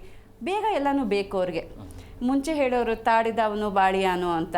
ಅಂದರೆ ನೀವು ಕೆಲಸ ಮಾಡ್ತಾ ಹೋಗಿ ಏನಾಗುತ್ತೆ, ಹಾಂ, ಇವಾಗ ರಿಸಲ್ಟ್ ತೋರಿಸ್ಕೊಂಡು ಅದ್ರ ಹಿಂದೆ ಓಡೋಗ್ತಾರೆ. ಸೊ ನನಗೆ ನೀನು ಪ್ರೀತಿ ಕೊಡ್ತೀಯಾ, ನಿನ್ನ ಹಿಂದೆ ಬರ್ತೀನಿ. ನನಗೆ ನೀನೊಂದು ಪ್ರಾಮಿಸ್ ಮಾಡ್ತೀಯಾ, ಮುಂದೆ ಜೀವನ ಚೆನ್ನಾಗಿರುತ್ತೆ ಅಂತ ನಿನ್ನ ಹಿಂದೆ ಬರ್ತೀನಿ. ಅವ್ರಿಗೆ ಆ ವಿಚಾರ ಮಾಡೋಷ್ಟು ಕೆಪಾಸಿಟಿ ಇನ್ನೂ ಬೆಳೆದಿರೋದಿಲ್ಲ. ಅದಕ್ಕೆ ಈ ಯೂತ್ನ ಹೇಳ್ತಾರೆ, child's mind caged in on adults body. ಅಂದರೆ ಪೋಷಕರ ಪಾತ್ರ ಹೇಗಿರಬೇಕು ಅಂತ ಇಂಥ ಸಮಯದಲ್ಲಿ? ಪೋಷಕರ ಪಾತ್ರ ತುಂಬ ತುಂಬ ಮುಖ್ಯ ಸರ್. ಪೋಷಕರು ಒಂದು ಅರ್ಥ ಮಾಡ್ಕೊಬೇಕು, ನಾನು ಬೆಳೆದಂತೆ ನನ್ನ ಮಕ್ಕಳು ಬೆಳೆಯೋದಕ್ಕೆ ಆಗೋದಿಲ್ಲ. ನಾನು ಬೆಳೆದಿದ್ದು 30 ವರ್ಷದ ಹಿಂದೆ, ಅವತ್ತಿನ ಸಂದರ್ಭ ಬೇರೆ ಇತ್ತು, ನನ್ನ ಮಕ್ಕಳು ಬೆಳೀತಾ ಇರೋ ಸಂದರ್ಭ ಬೇರೆ ಇತ್ತು. ಮಕ್ಕಳು ಏನಾದರೂ ಬಂದು ಅವ್ರಿಗೆ ಇಷ್ಟನೋ ಕಷ್ಟನೋ ಹೇಳ್ಕೊಂಡ್ರೆ ಬೈಬೇಡಿ, ಕೇಳಿಸ್ಕೊಳ್ಳಿ. ಕೆಲವೊಂದು ಸಲ ಮಕ್ಕಳು ಓಪನ್ ಆಗಿ ಹೇಳ್ತಾರೆ, ನನಗೆ ಗರ್ಲ್ ಫ್ರೆಂಡ್ ಇದ್ದಾರೆ, ನನಗೆ ಬಾಯ್ ಫ್ರೆಂಡ್ ಇದ್ದಾರೆ, ಅಥವಾ ನಾನು ಡೇಟಿಗೆ ಹೋಗಬೇಕು ಅಂತ. ಅದು ಕೇಳಿದ ತಕ್ಷಣ ಪೋಷಕರು ಬೈಯೋದು, ಅಥವಾ ಅವ್ರನ್ನ ರೂಮಲ್ಲಿ ಕೂಡ ಹಾಕೋದು, ಅಥವಾ ನಿನ್ನನ್ನು ಸ್ಕೂಲ್ ಚೇಂಜ್ ಮಾಡಿಸ್ಬಿಡ್ತೀನಿ, ಬೇಡ. ಕೇಳ್ಕೊಳ್ಳಿ, ಯಾಕೆ ನಿಂಗೆ ಆ ಥರ ಅನ್ನಿಸ್ತಾ ಇದೆ, ನಮ್ಮ ಮನೆಯಲ್ಲಿ ಏನು ಕಡಿಮೆ ಆಗಿದೆ. ಒಂದು ಮಾತುಕತೆ ನಡಿಬೇಕು ಮನೆಯಲ್ಲಿ, ನಿತ್ಯ ಮಾತುಕತೆ ನಡಿಬೇಕು. ಅವತ್ತಿನ ದಿನ ಒಂದಿನ ಅಲ್ಲ, ಇವತ್ತಿಂದ ಮಾಡ್ಕೊಳ್ತಾ ಹೋದರೆ ಅಂಥ ದಿನ ಬರೋದು ಕಡಿಮೆ ಆಗುತ್ತೆ. ಎರಡನೇದು, ಪೋಷಕರಾಗಿ ಅವರು ಹೆಚ್ಚಿಗೆ ಫ್ಯಾಮ್ಲಿ ಟೈಮ್ ಅಂತ ಕೊಡಬೇಕು. ಫ್ಯಾಮ್ಲಿ ಟೈಮ್ ಅಂದರೆ ಬರೀ ಊಟ ಮಾಡೋದು, ಟಿ ವಿ ನೋಡೋದು, ಮೂವಿಗೆ ಹೋಗೋದು ಅಂತ ಅಲ್ಲ. ಏನಾದರೂ ಒಂದು ಒಳ್ಳೆ ಕೆಲಸನ ಒಟ್ಟಿಗೆ ಮಾಡಿ, ಒಂದು ಮೌಲ್ಯಗಳನ್ನು ನಿಮ್ಮ ಫ್ಯಾಮ್ಲಿನಲ್ಲಿ ಮೂಡಿಸ್ಕೊಡಿ. ಮೌಲ್ಯಗಳು ಸಿಂಪಲ್ ಆಗಿರ್ಬೋದು, ಒಬ್ರನ್ನೊಬ್ರು ಅರ್ಥ ಮಾಡ್ಕೊಳ್ಳೋ, ನಮ್ಮ ಮಧ್ಯ ಏನೂ ಆ ಥರ ಸೀಕ್ರೆಟ್ ಇಟ್ಕೊಬಾರ್ದು. ಮನಸ್ಸಲ್ಲಿ ಏನಿರುತ್ತೋ ಅದನ್ನು ಬಯಲುಪಾಡಬೇಕು ಅಂತ. ಆ್ಯಂಡ್ ಥರ್ಡ್, ಎಲ್ಲ ಮಕ್ಕಳು ನೀವು ಹೇಳ್ದಂಗೆ ಫೋನಿಗೆ ಫುಲ್ ಅಟ್ಯಾಚ್ ಆಗಿಬಿಟ್ಟಿರ್ತಾರೆ, ಡಿಟ್ಯಾಚ್ ಮಾಡೋದಕ್ಕಾಗೋದಿಲ್ಲ. ಆವಾಗ ಅಟ್ಲೀಸ್ಟ್ ಪೇರೆಂಟಲ್ ಕಂಟ್ರೋಲ್ನಲ್ಲಿ ಇವತ್ತು ಆ ಮಕ್ಕಳು ಏನು ನೋಡ್ತಾ ಇದ್ದಾರೆ, ಕೆಲವೊಂದು ಸೈಟಿಗೆ ಹೋಗಬಾರ್ದು, ಅದಿನ್ನೂ ಸಣ್ಣ ವಯಸ್ಸು, ಪೊರ್ನೋಗ್ರಫಿ ಇರ್ಬೋದು, ಬೇರೆ ಥರದ್ದು. ಅಂಥ ಸೈಟಿಗೆ ಹೋಗಿದ ತಕ್ಷಣ ಲೆಟ್ ದೆಮ್ ಬ್ಲಾಕ್ ಇಟ್. ಇಲ್ಲ ಮಕ್ಕಳಿಗೆ ಹೇಳಿ, ಇನ್ನೊಂದ್ಸಲಿ ಈ ಥರ ಮಾಡಿದ್ರೆ ನೋಡಿ ಇದು ತಪ್ಪು, ದಿಸ್ ಇಸ್ ನಿಮ್ಮ ಏಜ್ ಅಲ್ಲ ಇದೆಲ್ಲ ಮಾಡೋದಕ್ಕೆ, ಈ ಥರ ಹೋಗಬೇಡಿ. ಇಫ್ ಪಾಸಿಬಲ್ ಪೇರೆಂಟ್ಸ್ ಆಗಿ ಅವ್ರಿಗೆ ಹೇಳೋಕ್ಕಾಗಲಿಲ್ಲ ಅಂತಂದರೆ ಕೌನ್ಸಿಲರ್ಸ್ ಹತ್ರ ಕರ್ಕೊಂಡು ಹೋಗಲಿ, ಸೈಕಾಲಜಿಸ್ಟ್ ಹತ್ರ. ಅದು ಪ್ರೊಫೆಷ್ನಲ್ ಜಾಬ್, ಅವ್ರು ಮಾಡ್ತಾರೆ. ಅದು ಬಿಟ್ಟು ಸ್ಕೂಲಿಗೆ ಕಳಿಸ್ದಲೇ ಇರೋದು, ಆಮೇಲೆ ಟಿ ವಿ ಟೈಮ್ ಕಟ್ ಮಾಡಿಬಿಡ್ತೀನಿ, ಮೊಬೈಲ್ನ ಎತ್ತಿಟ್ಕೊಂಡ್ಬಿಟ್ಟು ಏನು ಕೊಡ್ತದೆ, ಅವಾಗ ಹಂಬಲ ಜಾಸ್ತಿ ಆಗುತ್ತೆ ಸರ್. ಇನ್ನೂ ಇದರಿಂದ, ಈ ಪಂಜರದಿಂದ ಬಿಡಿಸ್ಕೊಂಡು ಬೇಗ ಹೋಗಬೇಕು ಅಂತ ಅನಿಸುತ್ತೆ. ಹೊರಗಿನವರು ಮನೆಯವ್ರಿಗಿಂತಲೂ ತುಂಬ ಚೆನ್ನಾಗಿ ಅನ್ನಿಸ್ತಾರೆ. ಆ ಮಕ್ಕಳು ಮನಸ್ಸಲ್ವಾ ಅದು, ದೇಹ ಮಾತ್ರ ಅಡಲ್ಟು, ಮನಸ್ಸಿನ್ನೂ ಮಗುದು. ಪೋಷಕರು ತುಂಬ ಕೇರ್ಫುಲ್ ಆಗಿರಬೇಕು. ಲಾಸ್ಟ್ ಪೋಷಕರಿಗೆ ಏನು ಹೇಳಬೇಕು ಅಂತಂದರೆ, ಈ ಎಕ್ಸ್ಪೆಕ್ಟೇಷನ್ ಅಂತ ಇರುತ್ತೆ, ಪೇರೆಂಟಲ್ ಎಕ್ಸ್ಪೆಕ್ಟೇಷನ್. ನನ್ನ ಮಗಳು ಓದಲೂಬೇಕು, ಸ್ಪೋರ್ಟ್ಸಲ್ಲೂ ಇರಬೇಕು, ಅದು ಮಾಡಬೇಕು, ಇದು ಮಾಡಬೇಕು, ಮನೆಯಲ್ಲಿ ಪೂಜೆ ಪುನಸ್ಕಾರನೂ ಮಾಡಬೇಕು, ಹೇಳ್ದಂಗೆ ಕೇಳ್ಕೊಂಡಿರಬೇಕು. ಫುಲ್ ಪ್ಯಾಕೇಜ್ ಎಲ್ಲೂ ಸಿಗೋದಿಲ್ಲ. We have to talk and ಅರ್ಥ ಮಾಡ್ಕೊಬೇಕು ನಮ್ಮ ಮಕ್ಕಳಲ್ಲಿ ಇರೋ ಅಂತಹ ಗುಣಗಳೇನು, ಅವ್ರಿಗೆ ಯಾವುದನ್ನು ನಾವು ಕೊಟ್ಟು ಯಾವುದನ್ನು ಬೆಳೆಸ್ಬೋದು. But it should be like ಒಂದು ಸೇಫ್ಟಿ ನೆಟ್ ಥರ ಇರಬೇಕು, ಹೊರತಾಗಿ ಕೇಜ್ ಆಗಬಾರ್ದು ಸರ್.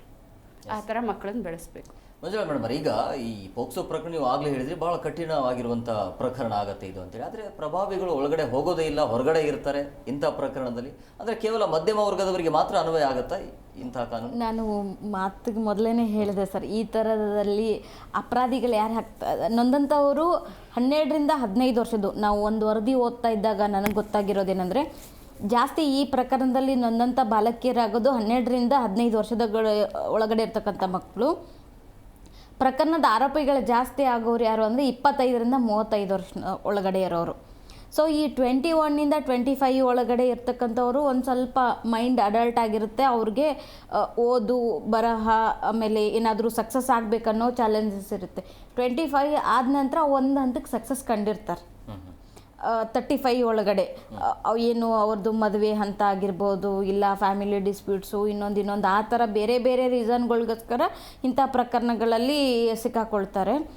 ಸೊ ಪ್ರಭಾವಿಗಳಂತ ಹೇಳ್ತೀವಲ್ಲ ಸರ್, ಪ್ರಭಾವಿಗಳ ವಿರುದ್ಧ ಯಾವುದಾದ್ರೂ ಪ್ರಕರಣವನ್ನು ನಾವು ದಾಖಲು ಮಾಡಬೇಕಂದ್ರೆ ತುಂಬ ಎಚ್ಚರವಾಗಿ ಮಾಡಬೇಕು. ಕೆಲವೊಂದು ಡಿಫಾಲ್ಟ್ FIRಗಳನ್ನ ನಮ್ಮ ಹೈಕೋರ್ಟ್ ಸ್ಟೇ ಮಾಡಿದೆ. ನಾವು ಕಣ್ಮುಂದೆ ನೋಡಿರ್ಬೋದು, ಮಾಜಿ ಮುಖ್ಯಮಂತ್ರಿಗಳ ಪ್ರಕರಣ ಆಗಿರ್ಬೋದು, ಸುಮಾರು ಪ್ರಕರಣಗಳನ್ನ ನಾವೆಲ್ಲ ನೋಡಿದ್ದೀವಿ. ಹಾಗಾಗಿ ಅಫೆನ್ಸ್ ಆಗಿದ್ರೂ ಕೂಡ ನಾವು ಕಂಪ್ಲೇಂಟ್ ಯಾವ ರೀತಿ ಬರೀತೀವಿ ಅನ್ನೋದ್ರ ಕೂಡ ಮುಖ್ಯ ಆಗುತ್ತೆ.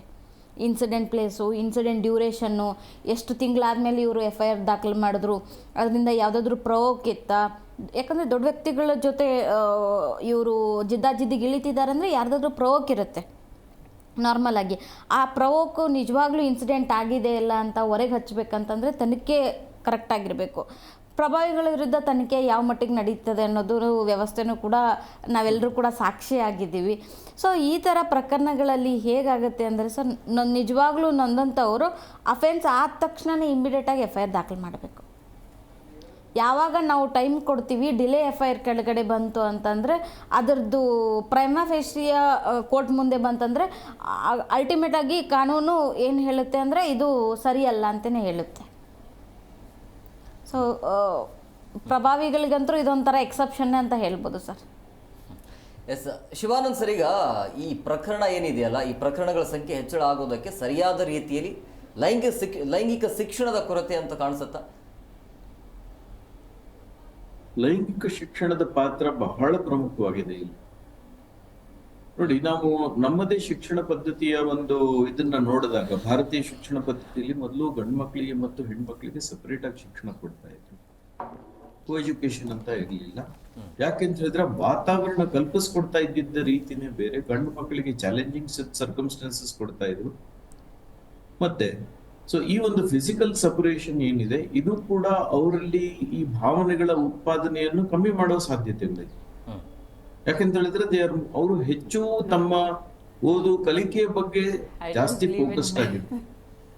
ಸೊ ಇವತ್ತಿನ ದಿನಗಳಲ್ಲಿ ನಾವು ಏನು ಸಮಾನತೆ ಅಂತ ಮಾತಾಡ್ತೀವಿ, ಇದು ಬಂದಾಗ ನಾವು ಕೋ ಎಜುಕೇಶನ್ ಮೇಲೆ ಹೆಚ್ಚಿನ ಇದನ್ನು ಕೊಡ್ತೀವಿ.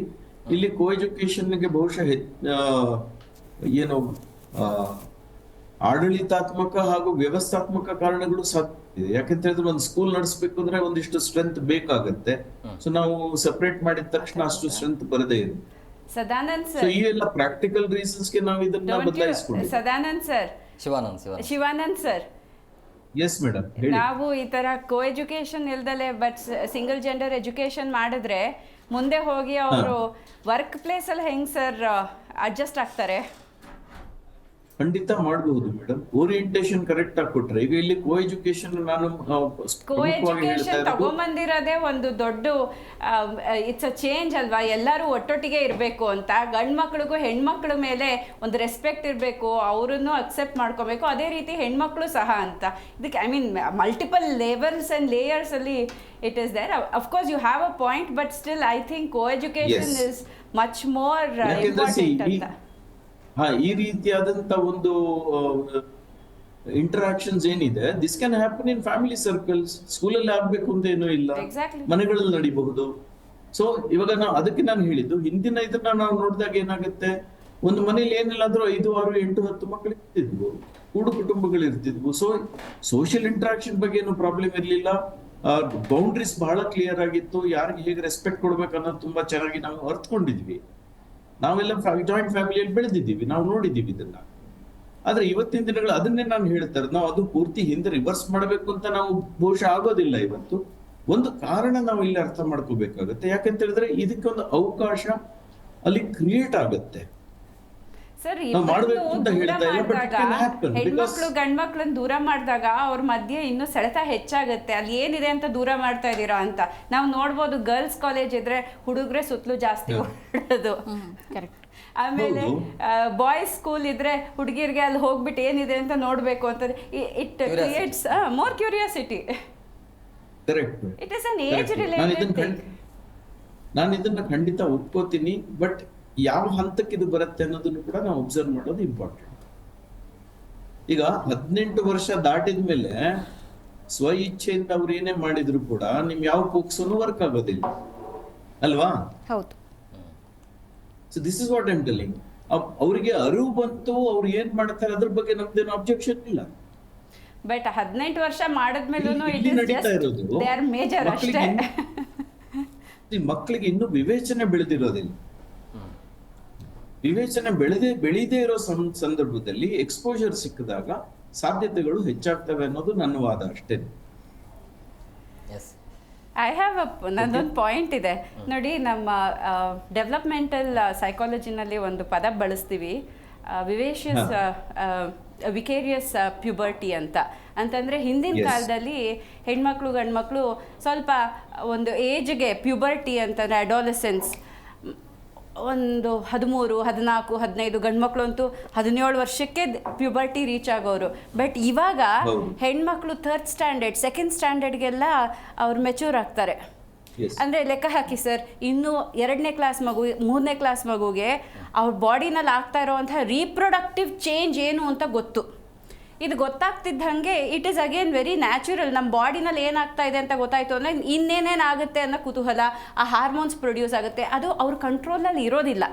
ಯಾವಾಗ ಇದು ಎಲ್ಲ ಪ್ಯೂಬರ್ಟಿ ಬೇಗ ಸ್ಟಾರ್ಟ್ ಆಗುತ್ತೋ ಇಂಥ ಭಾವನೆಗಳು ಅವರಲ್ಲಿ ಬೇಗ ಮೂಡುತ್ತೆ.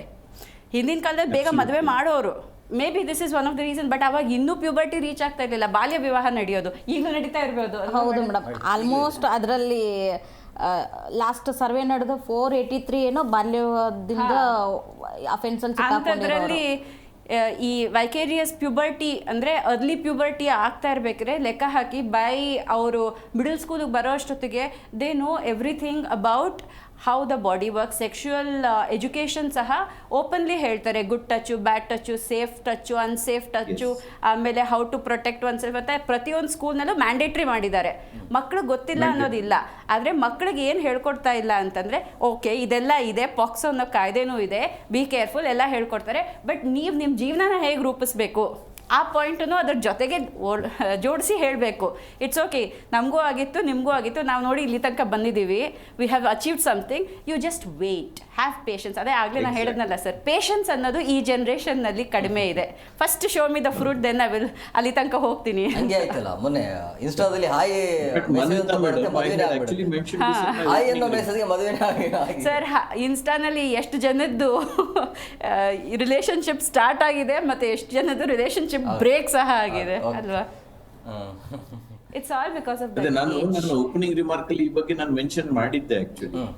ಅಂದ್ರೆ ಅರ್ಲಿ ಪ್ಯೂಬರ್ಟಿ ನೀವೇನೋ ಪಾಯಿಂಟ್ಸ್ ಹೇಳಿದ್ರಿ, actually I address these things in the beginning itself. Yeah, that is the main reason. But according to me, co-education is very good. Because ನೋಡಿ, ನೀವು ವರ್ಕಿಂಗ್ ಇದ್ದೀರಾ, ನಾವು ವರ್ಕಿಂಗ್ ಇದ್ದೀವಿ. ಇಲ್ಲಿ ಕೂತ್ಕೊಂಡು ಮಾತಾಡೋಕ್ಕೆ one of the reason is our educational background. If it ಎಲ್ಲ ತುಂಬ ಸಪ್ರೇಟಾಗಿ ಇದ್ದಿದ್ದರೆ ತುಂಬ ಕಷ್ಟ ಆಗಿರೋದು. ನಿಮ್ಮನ್ನು ನೋಡಿದ್ರೆ ನಾನು ತಲೆ ತಗ್ಗಿಸ್ಕೊಂಡೇ ಕೂತಿರ್ತಾ ಇದ್ದೆ, ಅಥವಾ ನೀವು ನನ್ನ ಕಡೆ ಮಾತಾಡ್ತಾ ಇರಲಿಲ್ವಾ madam? That is correct. So I think co education ಇರಬೇಕು ಸರ್. ಬಟ್ ಕೋ ಎಜುಕೇಷನ್ನಲ್ಲೂ ಕೆಲವೊಂದು ಪ್ರಾಪರ್ ಗೋಲ್ಸ್ನ ಮಕ್ಕಳಿಗೆ ಕೊಡ್ತಾ ಹೋದರೆ ಕೋ ಎಜುಕೇಶನ್ ಇಂದಾನೆ ಮಹಿಳೆಗೂ ಕೂಡ ಅವಳು ಓದಬಳಲು, ಅವಳು ಹಕ್ಕಿದೆ, ಅವಳಿಗೂ ಶಿಕ್ಷಣ ಕಲಿಬಳು ಅಂತೆಲ್ಲ ಇವತ್ತಿನ ಪರಿಸ್ಥಿತಿ ಗೊತ್ತಾಗಿರೋದು. ಅವಳು ನಮ್ಮ ಸಮಾಜ ಅಂತ ಗೊತ್ತಾಗಿರೋದೇ ಕೋ ಎಜುಕೇಶನ್ ಇಂದ. ಕೋ ಎಜುಕೇಶನ್ ಇರ್ಲಿಲ್ಲ ಅಂತಂದ್ರೆ ಮಹಿಳೆಗೆ ಯಾವ ಸಪರೇಟ್ ಆದ ಶಿಕ್ಷಣ ವ್ಯವಸ್ಥೆ ರೂಪಿಸ್ತಿದ್ರು, ಏನು ಮಾಡ್ತಿದ್ರು ಇತ್ತು. ಮೇಡಮ್, ಈ ಕಾನೂನಲ್ಲಿ ಇಂಥ ಇಲ್ಲಿ ನನ್ನ ವಾದ ಏನು ಅಂತ ಹೇಳಿದ್ರೆ, ಕೋ ಎಜುಕೇಶನ್ ಅಂತ ಬಂದಾಗ ನಾವು ಆ ಸರಿಯಾದ ರೀತಿಯಾದ ಅವೇರ್ನೆಸ್ ಕೊಡೋದು ಅಷ್ಟೇ ಇಂಪಾರ್ಟೆಂಟ್. ಅವಾಗ ಒಂದು ಪಾಯಿಂಟ್ ಹೇಳಿದೆ ನಾನು, 10ನೇ ಕ್ಲಾಸ್ ಬರ್ಬೇಕಾದ್ರೆ ಮಕ್ಕಳಿಗೆ ರೀಪ್ರೊಡಕ್ಷನ್ ಬಗ್ಗೆ ಪಾಠ ಇರುತ್ತೆ. ಬಟ್ ಈ ಪಾಠವನ್ನ ಸರಿಯಾದ ರೀತಿಯಲ್ಲಿ ಮಾಡ್ತಾರೆ ಸ್ಕೂಲ್ಗಳಲ್ಲಿ ಅಂತ ನಾನು ಮಕ್ಕಳ ಜೊತೆ ವಿಚಾರಿಸಿದಾಗ ಎಷ್ಟೋ ಜನ ಮಕ್ಕಳು ಹೇಳಿದ್ದಿದೆ, ಇಲ್ಲ ಸರ್ ಈ ಲೆಸನ್ ನಮ್ಗೆ ಸರಿಯಾಗಿ ಮಾಡಿಲ್ಲ, ನೀವೇ ಓದ್ಕೊಳ್ಳಿ ಅಂತ ಬಿಟ್ಬಿಡ್ತಾರೆ. ಇದರ ಆಪೋಸಿಟ್ ನಾನು ಕೇಳಿದ್ದೀನಿ ಸರ್, System ಅಲ್ಲಿ- ತುಂಬಾ system ಡೀಟೇಲ್ ಅಲ್ಲಿ ಆಗಿ ಹೋಗಿ ಇರೋದನ್ನ- ಹೇಳ್ಬಿಡ್ತಾರೆ ಅಂತ. ಈ ಬೇರೆ ಟೀಚರ್ಸ್ ಕಂಪ್ಲೇಂಟ್ ಮಾಡ್ತಾರೆ, ತುಂಬಾ ಡೀಟೇಲ್ ಆಗಿ ಹೇಳ್ಬಿಟ್ಟಿದ್ದಾರೆ, ಇದೇ ಮಕ್ಕಳು ಮಾತಾಡ್ತಾ ಇದ್ದಾರೆ, so send them for counselling ಬೇಕು. ಯಾಕೆಂತಂದ್ರೆ ಅವ್ರ ಭಾವನೆಗಳನ್ನ ಕಂಟ್ರೋಲ್ ಮಾಡೋಕ್ಕಾಗ್ತಾ ಇಲ್ಲ, ಏನೇನೋ ಮಾತಾಡ್ತಿದ್ದಾರೆ, ಯಾವ್ದಾದ್ರ ಬಗ್ಗೆನೋ ಅಡಲ್ಟ್ ವಿಷಯಗಳ ಬಗ್ಗೆ ಮಾತಾಡ್ತಿದ್ದಾರೆ ಅಂತ ಈ ಥರನೂ ಹೇಳಿರೋದುಂಟು. ಅವ್ರು ಹೇಳಿದ ಕರೆಕ್ಟ್ ಸರ್, ಇಟ್ಸ್ ಕರೆಕ್ಟಾಗಿ ಅಂದ್ರೆ ಅವರು ಪಾಠ ಮಾಡಬೇಕು. ಅನ್ಲೆಸ್ ಯು ಬ್ರಿಂಗ್, ನೀವು ಸಬ್ಜೆಕ್ಟ್ ಅನ್ನ ಮೇಲ್ ತಂದಾಗ ಮಾತ್ರ ನಿಮ್ಗೆ ಮನಸ್ಥಿತಿಗಳು ಗೊತ್ತಾಗ್ತವೆ, ಯಾರು ಎಲ್ಲಿದ್ದಾರೆ ಅನ್ನೋದು ಅರ್ಥ ಆಗುತ್ತೆ. ಸೊ ಸಿಸ್ಟಮ್ ಅಲ್ಲಿ ಇರುವಂತದ್ದನ್ನ ಸರಿಯಾದ ಬಳಕೆ ಆಗಬೇಕಿಲ್ಲಿ. ಅದೇ ರೀತಿಯಲ್ಲಿ ಅವೇರ್ನೆಸ್ ಮೂಡಿಸೋದು ಅಷ್ಟೇ ಇಂಪಾರ್ಟೆಂಟ್ ಆಗುತ್ತೆ. ನಾವೇನು ಪೋಕ್ಸೋ ಕಾಯ್ದೆ ಬಗ್ಗೆ ಮಾತಾಡ್ತಾ ಇದೀವಿ, ಇಲ್ಲಿ ಸ್ಪೆಸಿಫಿಕ್ ಆಗಿ ಈ ವಿಚಾರಗಳು ಮಕ್ಕಳಿಗೆ ಅರ್ಥ ಆಗಬೇಕು, ಕೂಡ ಹೇಳ್ಬೇಕು, ನೋಡಿ ಇಂತಿಂತದಿದೆ, ನಾಳೆ ನಿಮ್ಗೆ ತೊಂದರೆ ಆಗುತ್ತೆ. ಈಗ ನೀವು ಹೈಸ್ಕೂಲ್ ಹುಡುಗರನ್ನ ಕೇಳಿ ನೋಡಿ ಪೋಕ್ಸೋ ಬಗ್ಗೆ ಅವ್ರಿಗೆ ಏನ್ ಗೊತ್ತು ಅಂತ, ಅವ್ರಿಗೇನು ಗೊತ್ತಿರೋದು. ಹೈಸ್ಕೂಲ್ ಅಲ್ಲ, ನೀವು ಕಾಲೇಜ್ ಹುಡುಗರನ್ನ ಕೇಳಿ ಎಷ್ಟು ಜನಕ್ಕೆ awareness ಇದೆ ಇದೇ ತರ ಅನ್ನೋದನ್ನ ಪಾಕ್ಸೋ ಕಂಡ್ಕೊಳ್ಳೋಣ. ಅವೇರ್ನೆಸ್ ಕ್ಯಾಂಪ್ ಮಾಡಿದ್ರು. ಅವರು ಬಾಯ್ಸ್ಗೆ ಸಪ್ರೇಟು ಗರ್ಲ್ಸ್ಗೆ ಸಪ್ರೇಟ್ ಮಾಡಿದ್ರು. ಬಾಯ್ಸ್ ಇನ್ನು 6ನೇ ಕ್ಲಾಸೋ 7ನೇ ಕ್ಲಾಸೋ ಗುಡ್ ಟಚ್ ಬ್ಯಾಡ್ ಟಚ್ ಅಂತ ಹೇಳಿದ್ರು. Simple, very simple. ಮಕ್ಳೇನು ಮಾಡಿದ್ರು ಗೊತ್ತಾ ಸರ್, ಹುಡುಗರು ವಾಶ್ರೂಮ್ಗೆ ಹೋಗ್ಬಿಟ್ಟು ಟಚ್ ಮಾಡ್ಬಿಟ್ಟು ನಿಂಗೇನಾರು ಆಗ್ತಾ ಇದೆಯಾ ಅಂತ ಕೇಳಿದ್ದಾರೆ. ಆ ಮಕ್ಕಳು ಹೀಗೆ ಮಾಡಿದ್ರಲ್ಲ ಅಂತ ಸ್ಕೂಲಿಂದ, ಪೇರೆಂಟ್ಸಿಂದ, ಎಲ್ಲ ಕಡೆಯಿಂದನೂ ಕಂಪ್ಲೇಂಟು. ಒಬ್ಬರಲ್ಲ, ಇಡೀ ಕ್ಲಾಸ್ ಕೌನ್ಸಿಲಿಂಗ್ ಬಂತು. ಈ ಥರನೂ ಆಗುತ್ತೆ. So POCSO awareness is important, but ಅದನ್ನು ಕರೆಕ್ಟಾಗಿ ಹೇಳಬೇಕು. ಕರೆಕ್ಟಾಗಿ ಯಾರಾದರೂ ಟ್ರೈನ್ಡ್ ಪರ್ಸನ್ ಇರ್ತಾರಲ್ಲ ಸರ್, ಅವ್ರ ಮೂಲಕ ಪಾಕ್ಸೋ ಅವೇರ್ನೆಸ್ನ ಮಾಡಿಸ್ಬೇಕು, ಹೊರತಾಗಿ ನನಗೂ ಪಾಕ್ಸೋ ಬಗ್ಗೆ ಗೊತ್ತು ಅಂತ ಹೋಗಿ ಮಾತಾಡಬಾರ್ದು. ಅಬ್ಸಲ್ಯೂಟ್ಲಿ, ಈ ಪಾಯಿಂಟ್ ನಾನು ಖಂಡಿತ ಒಪ್ಕೋತೀನಿ. ಯಾಕೆಂತ ಹೇಳಿದ್ರೆ ಶಾಲೆಗಳಲ್ಲಿ ಪ್ರೋಗ್ರಾಮ್ಸ್ ಮಾಡ್ಬೇಕಾದ್ರೆ ಅವರು ಎಕ್ಸ್ಪರ್ಟ್ಸ್ ಅನ್ನು ಕರೆಸೋದಿಲ್ಲ. ಯಾರೋ ರಿಸೋರ್ಸ್ ಪರ್ಸನ್ ಸಿಕ್ಕಿದ್ರು ಸುಮ್ನೆ ಕರೆದು ಏನೋ ಒಂದು ಮಾಡಿದೀವಿ ಅಂತ ತೋರಿಸ್ತಾರೆ. ಸೊ ಇದರಿಂದ ಮಕ್ಕಳಿಗೆ ಇನ್ನೂ ಡ್ಯಾಮೇಜ್ ಆಗುತ್ತೆ ಹೊರತು ಲಾಭ ಆಗೋದಿಲ್ಲ, ಉದ್ದೇಶ ಅಲ್ಲಿ ಈಡೇರೋದಿಲ್ಲ. ಮೇಡಮ್ ಈಗ But ಕೊನೆಗೆ ಅನುಭವಿಸೋದು ಈ ಪ್ರಕರಣ ಏನ್ ದಾಖಲಾಗತ್ತಲ್ಲ, ಈ ಪ್ರಕರಣದ ಬಚಾವಾಗುವಂತ ಸಾಧ್ಯತೆ ಇರುತ್ತೆ, ಕಾನೂನಿನ ರಕ್ಷಣೆ ಹೇಗಿರುತ್ತೆ? ಮೇಡಮ್ ಸರ್, ಒಂದು ಸಲ ಏನಾದರೂ ಒಂದು ಪ್ರಕರಣ ದಾಖಲಾಯಿತು ಅಂತಂದರೆ ಅವ್ರಿಗೆ ಮುಖ್ಯವಾಗಿ ಅದು ಪ್ರಕರಣ ಹೌದು ಸತ್ಯನೋ ಸುಳ್ಳು ಅಂತ ಗೊತ್ತಾಗೋದು ಆಫ್ಟರ್ ಚಾರ್ಜ್ ಶೀಟು. ಅಲ್ಲಿ ತನಕ 2 ಇಲ್ಲ 3 ತಿಂಗಳು ಜೈಲಲ್ಲಂತೂ ಇರಬೇಕು ಕಂಪಲ್ಸರಿ. ಅದು 2-3 ಮಂತ್ಸ್ ತನಕ ಅಂತೂ ಅವ್ರಿಗೆ ಬೇಲಾಗೋದು ತುಂಬ ಕಷ್ಟ. ಮ್ಯಾಕ್ಸಿಮಮ್ ತುಂಬ ಕಡಿಮೆ ಏನಾದರೂ ಅಲಿಗೇಷನ್ಸ್ ಇತ್ತು ಅಂದರೆ 2 ಮಂತ್ಸಿಗೆಲ್ಲ ಆಗಿಬಿಡುತ್ತೆ. ಆಫ್ಟರ್ ಚಾರ್ಜ್ ಶೀಟ್ ಏನಿದೆ ಅಲ್ಲ ಸರ್, ಯಾವಾಗ ಕಂಪ್ಲೇನೆಂಟ್ ಪಾರ್ಟಿ ಏನಾದರೂ ಕಾಂಪ್ರಮೈಸ್ ಬಂದರೆ ಸಾಧ್ಯ ಇದೆ ಬಚಾವಾಗೋದು. ಇಲ್ಲ ಅಂತಂದರೆ ಅವ್ರು ಏನಾದರೂ ಎವಿಡೆನ್ಸ್ ಬಾಕ್ಸ್ ಕೋರ್ಟ್ ಮುಂದೆ, ಬಿಕಾಸ್ ಎವಿಡೆನ್ಸ್ ಟ್ರಯಲ್ಲು ಕೂಡ ತುಂಬ ಸ್ಟ್ರಿಕ್ಟಾಗಿ ನಡೆಸ್ತಾರೆ ಸಾಹೇಬರು. ವಿತಿನ್ 3 ಮಂತ್ಸ್ ಡ್ಯೂರೇಷನ್ನು ಕಂಪ್ಲೀಟಾಗಿ ಇದು ಎವಿಡೆನ್ಸ್ ಎಲ್ಲ ಕಂಪ್ಲೀಟ್ ಆಗಬೇಕು. ಉಳಿದ ಪ್ರೊಸೀಜರ್ ಆಸ್ಪೆಕ್ಟ್ಸು ಇನ್ 3 ಮಂತ್ಸ್ ಅಲ್ಲ, ಅಂದರೆ ಟೋಟಲ್ 6 ಮಂತ್ಸಲ್ಲಿ ಇಡೀ ಪ್ರಕರಣ ಇತ್ಯರ್ಥ ಆಗಬೇಕು. ನಾವು ವಜಾಗಳು ಇದು ಅವರಿಗೆ ಖುಲಾಸೆ ಮಾಡ್ತೀವೋ ಇಲ್ಲ ಅಂದರೆ ಶಿಕ್ಷೆ ಕೊಡ್ತೀವೋ ಅದು ಡಿಸ್ಕ್ರಿಷನರ್ ಪವರ್ ಆಫ್ ದಿ ಜಡ್ಜು. ಆದರೆ 6 ತಿಂಗಳಲ್ಲಿ ಇಡೀ ಪ್ರಕರಣವನ್ನು ಮುಗಿಸ್ಬೇಕು ಅಂತ ಹೇಳುತ್ತೆ ಕಾನೂನು.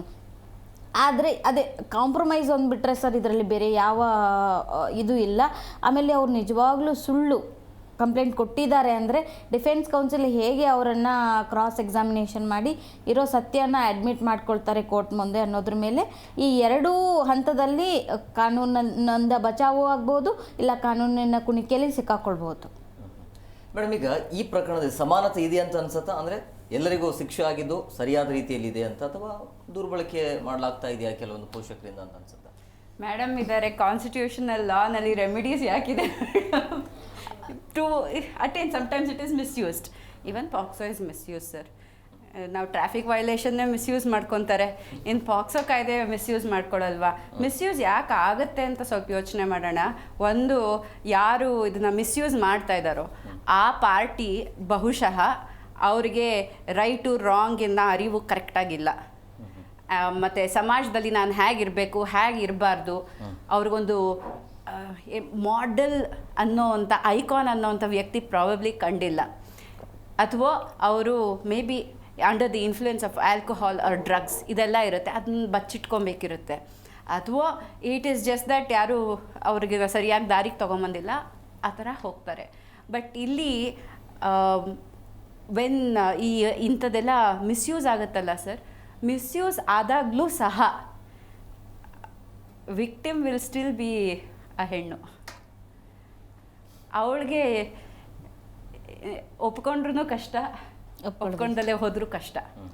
ಆ ಹೆಣ್ಮಗು ಮುಂದೆ ಬೆಳೆದು ಒಬ್ರು ಮದುವೆ ಆಗ್ತಾಳೆ, ತಾಯಿ ಆಗ್ತಾಳೆ. ಆದರೆ ಈ ಪ್ರಕರಣ ಮರೆಯೋದಿಲ್ಲ. ನಿಜವಾಗ್ಲೂ ಆಕೆ ಮೇಲೆ ಏನಾದರೂ ಒಂದು ರೇಪ್ ಆಗಿದೆ ಅಥವಾ ಏನೋ ಸೆಕ್ಷುವಲ್ ಅಸಾಲ್ಟ್ ಆಗಿದೆ ಅಂತಂದರೆ ಅದು ಇಡೀ ಲೈಫಲ್ಲಿ ಟ್ರಾಮಾ ಥರ ಮನಸ್ಸಲ್ಲೇ ಉಳ್ಕೊಂಬಿಡುತ್ತೆ. ಇನ್ನು ಕೆಲವೊಂದು ಸಲ ಅವರೇ ಯೂಸ್ ಮಾಡ್ಕೊಂಡಿರ್ತಾರೆ. ಆಮೇಲೆ ಅವ್ರಿಗೆ ಮನಸ್ಸಿಗೆ ಅರ್ಥ ಆಗುತ್ತೆ, ಅಯ್ಯೋ ನಾನು ಆ ಥರ ಮಿಸ್ಯೂಸ್ ಮಾಡ್ಕೊಬಾರ್ದಾಗಿತ್ತು, ನಂದೇ ಹೆಸರಲ್ವಾ ಹಾಳಾಯಿತು ಅಂತ. ಮಿಸ್ಯೂಸ್ ಮಾಡಿದವ್ರಿಗೆ ಅಂಥವ್ರಿಗೆ ಶಿಕ್ಷೆ ಇಲ್ವಾ ಮೇಡಮ್? ಸರ್ ಲಾಸ್ಟ್ ಒಂದು ಯಾವ ಜಿಲ್ಲೆ ಗೊತ್ತಿಲ್ಲ, ಕಂಪ್ಲೇಂಟ್ ಕೊಟ್ಟಿದ್ದಾರಂತೆ ಫಸ್ಟ್ ಹೋಗಿ. ಅದಾದಮೇಲೆ ಬಿಫೋರ್ ಚಾರ್ಜ್ ಶೀಟೇ ಹೋಗಿ ಕೋರ್ಟ್ ಮುಂದೆ ನಾನು ಸುಳ್ಳು ಕಂಪ್ಲೇಂಟ್ ಕೊಟ್ಬಿಟ್ಟಿದ್ದೀನಿ ಅಂತ ಹೇಳಿದಾರಂತೆ. ಕೋರ್ಟಲ್ಲಿ ಜಡ್ಜು ಅವ್ರಿಗೆ ಮಹಿಳಾ ಮತ್ತು ಮಕ್ಕಳ ಕಲ್ಯಾಣ ಇಲಾಖೆಯಿಂದ ಅಲಾಂಗ್ ವಿತ್ ಅಟ್ರಾಸಿಟೀಸ್ ಏನೋ ಬಂದಿರೋದ್ರಿಂದ ಅವ್ರಿಗೆ ಸಮಾಜ ಕಲ್ಯಾಣ ಇಲಾಖೆಯಿಂದ ಕೆಲವೊಂದು ಪರಿಹಾರ ಧನ ಅಂತ ಬರುತ್ತೆ. ಸೊ ಅದನ್ನೆಲ್ಲ ರಿಟರ್ನ್ ಮಾಡೋಕ್ಕೆ ಹೇಳಿದ್ದಾರೆ. ಆಮೇಲೆ ಏನಾದರೂ ಕ್ರಿಮಿನಲ್ ಚಾರ್ಜಸ್ ಏನಾದರೂ ಅವ್ರ ಮೇಲೆ ಫ್ರೇಮ್ ಮಾಡಬೇಕು ಅಂದರೆ ಅಕ್ಯೂಸ್ ಕೌನ್ಸಿಲು ಅಕ್ಯೂಸ್ರು ಒಪ್ಕೊಳ್ಬೇಕು, ಇವರು ನಮ್ಮ ಮೇಲೆ ಸುಳ್ಳು ಕಂಪ್ಲೇಂಟ್ ಕೊಟ್ಟಿದ್ದಾರೆ. ಆವಾಗ ಇವ್ರ ಮೇಲೆ ಕ್ರಿಮಿನಲ್ ಚಾರ್ಜಸನ್ನು ಈ ಥರ ಸುಳ್ಳು ಕಾನೂನನ್ನು ದುರ್ಬಳಕೆ ಮಾಡ್ಕೊಂಡಿದ್ದಾರೆ ಅಂತ ಮಾಡ್ಬೋದು. ಬಟ್ ಅದು ಎಕ್ಸೆಪ್ಷನ್, ತುಂಬ ಎಕ್ಸೆಪ್ಷನ್ ಸರ್, ಅದಾಗದೇ ಇಲ್ಲ ಅಂತ ಹೇಳ್ಬೋದು. ಆಮೇಲೆ ಒಂದು ಯಾವುದು ಸಣ್ಣ ಇನ್ಸಿಡೆಂಟ್ಸ್ ಇಲ್ಲದೆ ಈ ಥರ ಪ್ರಕರಣಗಳು ದಾಖಲಾಗೋದೂ ಇಲ್ಲ. ಒಂದು ಯಾವುದೋ ಮೋಟಿವ್ ಇರುತ್ತೆ, ಎರಡು ಕುಟುಂಬಗಳ ಮಧ್ಯೆ ಆಗಿರ್ಬೋದು, ಇಬ್ಬರು ವ್ಯಕ್ತಿಗಳ ಮಧ್ಯೆ ಆಗಿರ್ಬೋದು, ಒಂದು ಹುಡುಗ ಹುಡುಗಿ ಮಧ್ಯೆ ಆಗಿರ್ಬೋದು, ಒಂದು ಮೋಟಿವಿಂದನೇ ಈ ಥರ ಪ್ರಕರಣಗಳಾಗೋದು, ಕೋರ್ಟು ಕಾನೂನು ಅಂತ ಬರೋದು. ಮತ್ತು ನಮ್ಮ ದೇಶದಲ್ಲಿ ಕಾನೂನು ಕೋರ್ಟನ್ನು ತುಂಬ ಸುಲಭದ ಮಾತಲ್ಲ ಸರ್, ಇದು ತುಂಬ ಎಕ್ಸಾಕ್ಟ್ ಒಂದು ಇನ್ಸಿಡೆಂಟು ಉದ್ದೇಶ ಇಟ್ಕೊಂಡು ಮಾತ್ರ ಬರೋಕ್ಕೆ ಸಾಧ್ಯ ಇಲ್ಲಿ. ಯಾಕಂದರೆ ಅಷ್ಟು ಇನ್ವೆಸ್ಟಿಗೇಷನ್ ಆಫೀಸರ್ಸು ಮತ್ತು ಒಂದು ವ್ಯವಸ್ಥೆ ತುಂಬ ಹರಿತವಾದಂಥ ವಿಚಾರಗಳನ್ನು ಮಾತ್ರ ಕೋರ್ಟ್ ಮೆಟ್ಲಿಗೆ ತರೋವಂಥ ಸಾಧ್ಯತೆಗಳಿದೆ. ಹಾಗಾಗಿ ಇಲ್ಲಿ ಒಂದು ನಾಣ್ಯದ ಎರಡು ರೂಪಕ, ಎಷ್ಟು ಮಿಸ್ಯೂಸ್ ಇದೆ ಅಷ್ಟು ನಿಜವಾದ ಅಫೆನ್ಸಸ್ಗಳು ಕೂಡ ಮಕ್ಕಳ ಮೇಲೆ ಆಗಿದೆ ಅಂತ ಹೇಳ್ಬೋದು ಸರ್. ನಾವು ದಿನಪತ್ರಿಕೆಯನ್ನೆಲ್ಲ ತೆಗೆದಾಗ ಒಂದಾದರೂ ಕೂಡ ಪೋಕ್ಸೋ ರಿಲೇಟೆಡ್ ಇಶ್ಯೂ ಇದ್ದೇ ಇರುತ್ತೆ. 61 ವರ್ಷದ ತಾತ 2 ವರ್ಷದ ಮಗು ಮೇಲೆ ಸೆಕ್ಷುವಲ್ ಅಫೆನ್ಸಸನ್ನು ಮಾಡಿದ್ದಾರೆ. ಆಮೇಲೆ ಯಾವುದೋ ಒಂದು 6 ತಿಂಗಳ ಮಗು ಮೇಲೆ ಸ್ವತಃ ತಂದೆನೇ ಸೆಕ್ಷುವಲ್ ಅಫೆನ್ಸಸ್ ಮಾಡಿದ್ದಾರೆ. ಈ ಥರ ಸಾಕಷ್ಟು ಪ್ರಕರಣಗಳನ್ನು ಕೂಡ ನಾವು ನೋಡಿರೋ ಹಾಗೆ. ಸೊ ಎರಡು ಥರ ಇದೆ, ನೀವೇನು ಪ್ರೀತಿ ಪ್ರೇಮ ಈ ಹೆಸರಿನಲ್ಲಿ ಪೋಕ್ಸೋ ಕಾಯ್ದೆಯನ್ನು ಬಳಸ್ಕೊಳ್ತಾರೆ ಅನ್ನೋ ಒಂದು ಉದ್ದೇಶ ವರ್ಕ್ ಆದರೆ, ಇನ್ನೊಂದು ನಿಜವಾಗ್ಲೂ ಕೂಡ ಮಕ್ಕಳ ಮೇಲೆ ಆಗಿರೋದೆ. ನಾನೊಂದು ವರದಿಯಲ್ಲಿ ನೋಡಿರೋ ಹಾಗೆ ಸುಮಾರು 100 ಮಕ್ಕಳನ್ನು ನಾವು ಒಂದು ಸರ್ವೆಗೆ ಬಳಸ್ಕೊಂಡ್ರೆ 100 ಮಕ್ಕಳಲ್ಲಿ 98 ಹೆಣ್ಮಕ್ಳು ಒಂದಲ್ಲ ಒಂದು ರೀತಿಯಾದಂಥ ಈ ಥರ ಸೆಕ್ಷುವಲ್ ಅಫೆನ್ಸಸ್ಗಳಿಗೆ ಒಳಗಾಗಿದ್ದಾರೆ. ಒಂದು ಟಚ್ ಆಗಿರ್ಬೋದು, ಇಲ್ಲ ಅಂದರೆ ನಿಜವಾಗ್ಲೂ ಕೂಡ ಅವ್ರ ಮೇಲೆ ಅತ್ಯಾಚಾರಗಳಾಗಿರ್ಬೋದು, ಈ ಥರ. ಆದರೆ ಹೇಳ್ಕೊಂಡಿರೋದು 50% ಮಾತ್ರ ಮಕ್ಕಳು. ಇನ್ನು 20% ಏನಿದಾರಲ್ಲ ಆ ಮಕ್ಕಳು ತಮ್ಮಲ್ಲೇ ಇದನ್ನು ಹುದುಗಿಸ್ಕೊಂಡಿದ್ದಾರೆ ಅಂತ ಆ ವರದಿ ಹೇಳುತ್ತೆ. ಹಾಗಾಗಿ ಇದನ್ನು ನಾವು ಅಸ್ತ್ರವಾಗೂ ಬಳಸ್ಕೊಳ್ಬೋದು, ಹಾಗೆ ಅದು ನಿಜವಾಗ್ಲೂ ಕೂಡ ಅನ್ಯಾಯಕ್ಕೊಳಗಾದವ್ರಿಗೆ ಒಂದು ಸುಧಾರಣೆಯಾಗಿ ಕೂಡ ಬಳಸ್ಕೊಳ್ಬೋದು ಸರ್. ಎರಡು ಪಾಸಿಟಿವ್ ನೆಗೆಟಿವ್ ಎರಡು ಇದೆ. ಥ್ಯಾಂಕ್ ಯು ವೆರಿ ಮಚ್ 3 ಜನಕ್ಕೆ ಇಷ್ಟೊತ್ತು ಕಾರ್ಯಕ್ರಮಕ್ಕೆ ಜಾಯ್ನ್ ಆಗಿದ್ದಕ್ಕೆ. ಎಸ್, ನೋಡಿದ್ರಲ್ಲ ವೀಕ್ಷಕರೇ, ಪ್ರಮುಖವಾಗಿ ಈ ಪ್ರಕರಣಗಳು ಏನು ಜಾಸ್ತಿ ಆಗ್ತಾ ಇದೆಯಲ್ಲ, ಯಾಕೆ ಆಗ್ತಾ ಇದೆ ಅಂತಂದರೆ ಶಾಲಾ ಕಾಲೇಜುಗಳಲ್ಲಿ ಈ ಪ್ರಕರಣಗಳ ಸಂಖ್ಯೆ ಜಾಸ್ತಿ ಆಗ್ತಾ ಇದೆ. ಅಲ್ಲಿ ಯುವಕರು ಎಚ್ಚೆತ್ಕೊಳ್ಬೇಕು, ಯಾಕಂದರೆ ಇಲ್ಲಿ ಬಲಿ ಆಗ್ತಾ ಇರೋದು ಯುವಕರೇ. ಸೊ ಹಂಗಾಗಿ ಆ ಮೂಮೆಂಟಲ್ಲಿ ಇದರ ಬಗ್ಗೆ ಜಾಗೃತಿ ಮೂಡಿಸುವಂಥ ಸಾಕಷ್ಟು ಕೆಲಸ ಕಾರ್ಯಗಳು ಕೂಡ ಆಗ್ತಾ ಇವೆ. ಅದರ ಕಡೆ ಗಮನ ಕೊಡಿ. ಕಾನೂನು ಏನು ಹೇಳುತ್ತೆ, ಯಾವ ರೀತಿಯಾಗಿ ಶಿಕ್ಷೆಯ ಪ್ರಮಾಣ ಇರುತ್ತೆ, ಜೊತೆಗೆ ಬಹಳ ಮುಖ್ಯವಾಗಿ ಪೋಷಕರು ಕೂಡ ಎಚ್ಚೆತ್ಕೊಳ್ಬೇಕಾಗುತ್ತೆ. ತಮ್ಮ ಮಕ್ಕಳು ಏನು ಮಾಡ್ತಿದ್ದಾರೆ, ಎಲ್ಲಿ ಹೋಗ್ತಿದ್ದಾರೆ, ಏನು ಮಾಡ್ತಾರೆ ಅನ್ನೋದ್ರ ಬಗ್ಗೆ. ಇದಾಗಿತ್ತು ಇವತ್ತಿನ ವಿಶೇಷ. ಮತ್ತಷ್ಟು ಅಪ್ಡೇಟ್ಸ್ಗಾಗಿ ನೋಡ್ತಾ ಇರಿ ಜಿ ಕನ್ನಡ ನ್ಯೂಸ್. ಸತ್ಯವೇ ಸುದ್ದಿಯ ಜೀವಾಳ.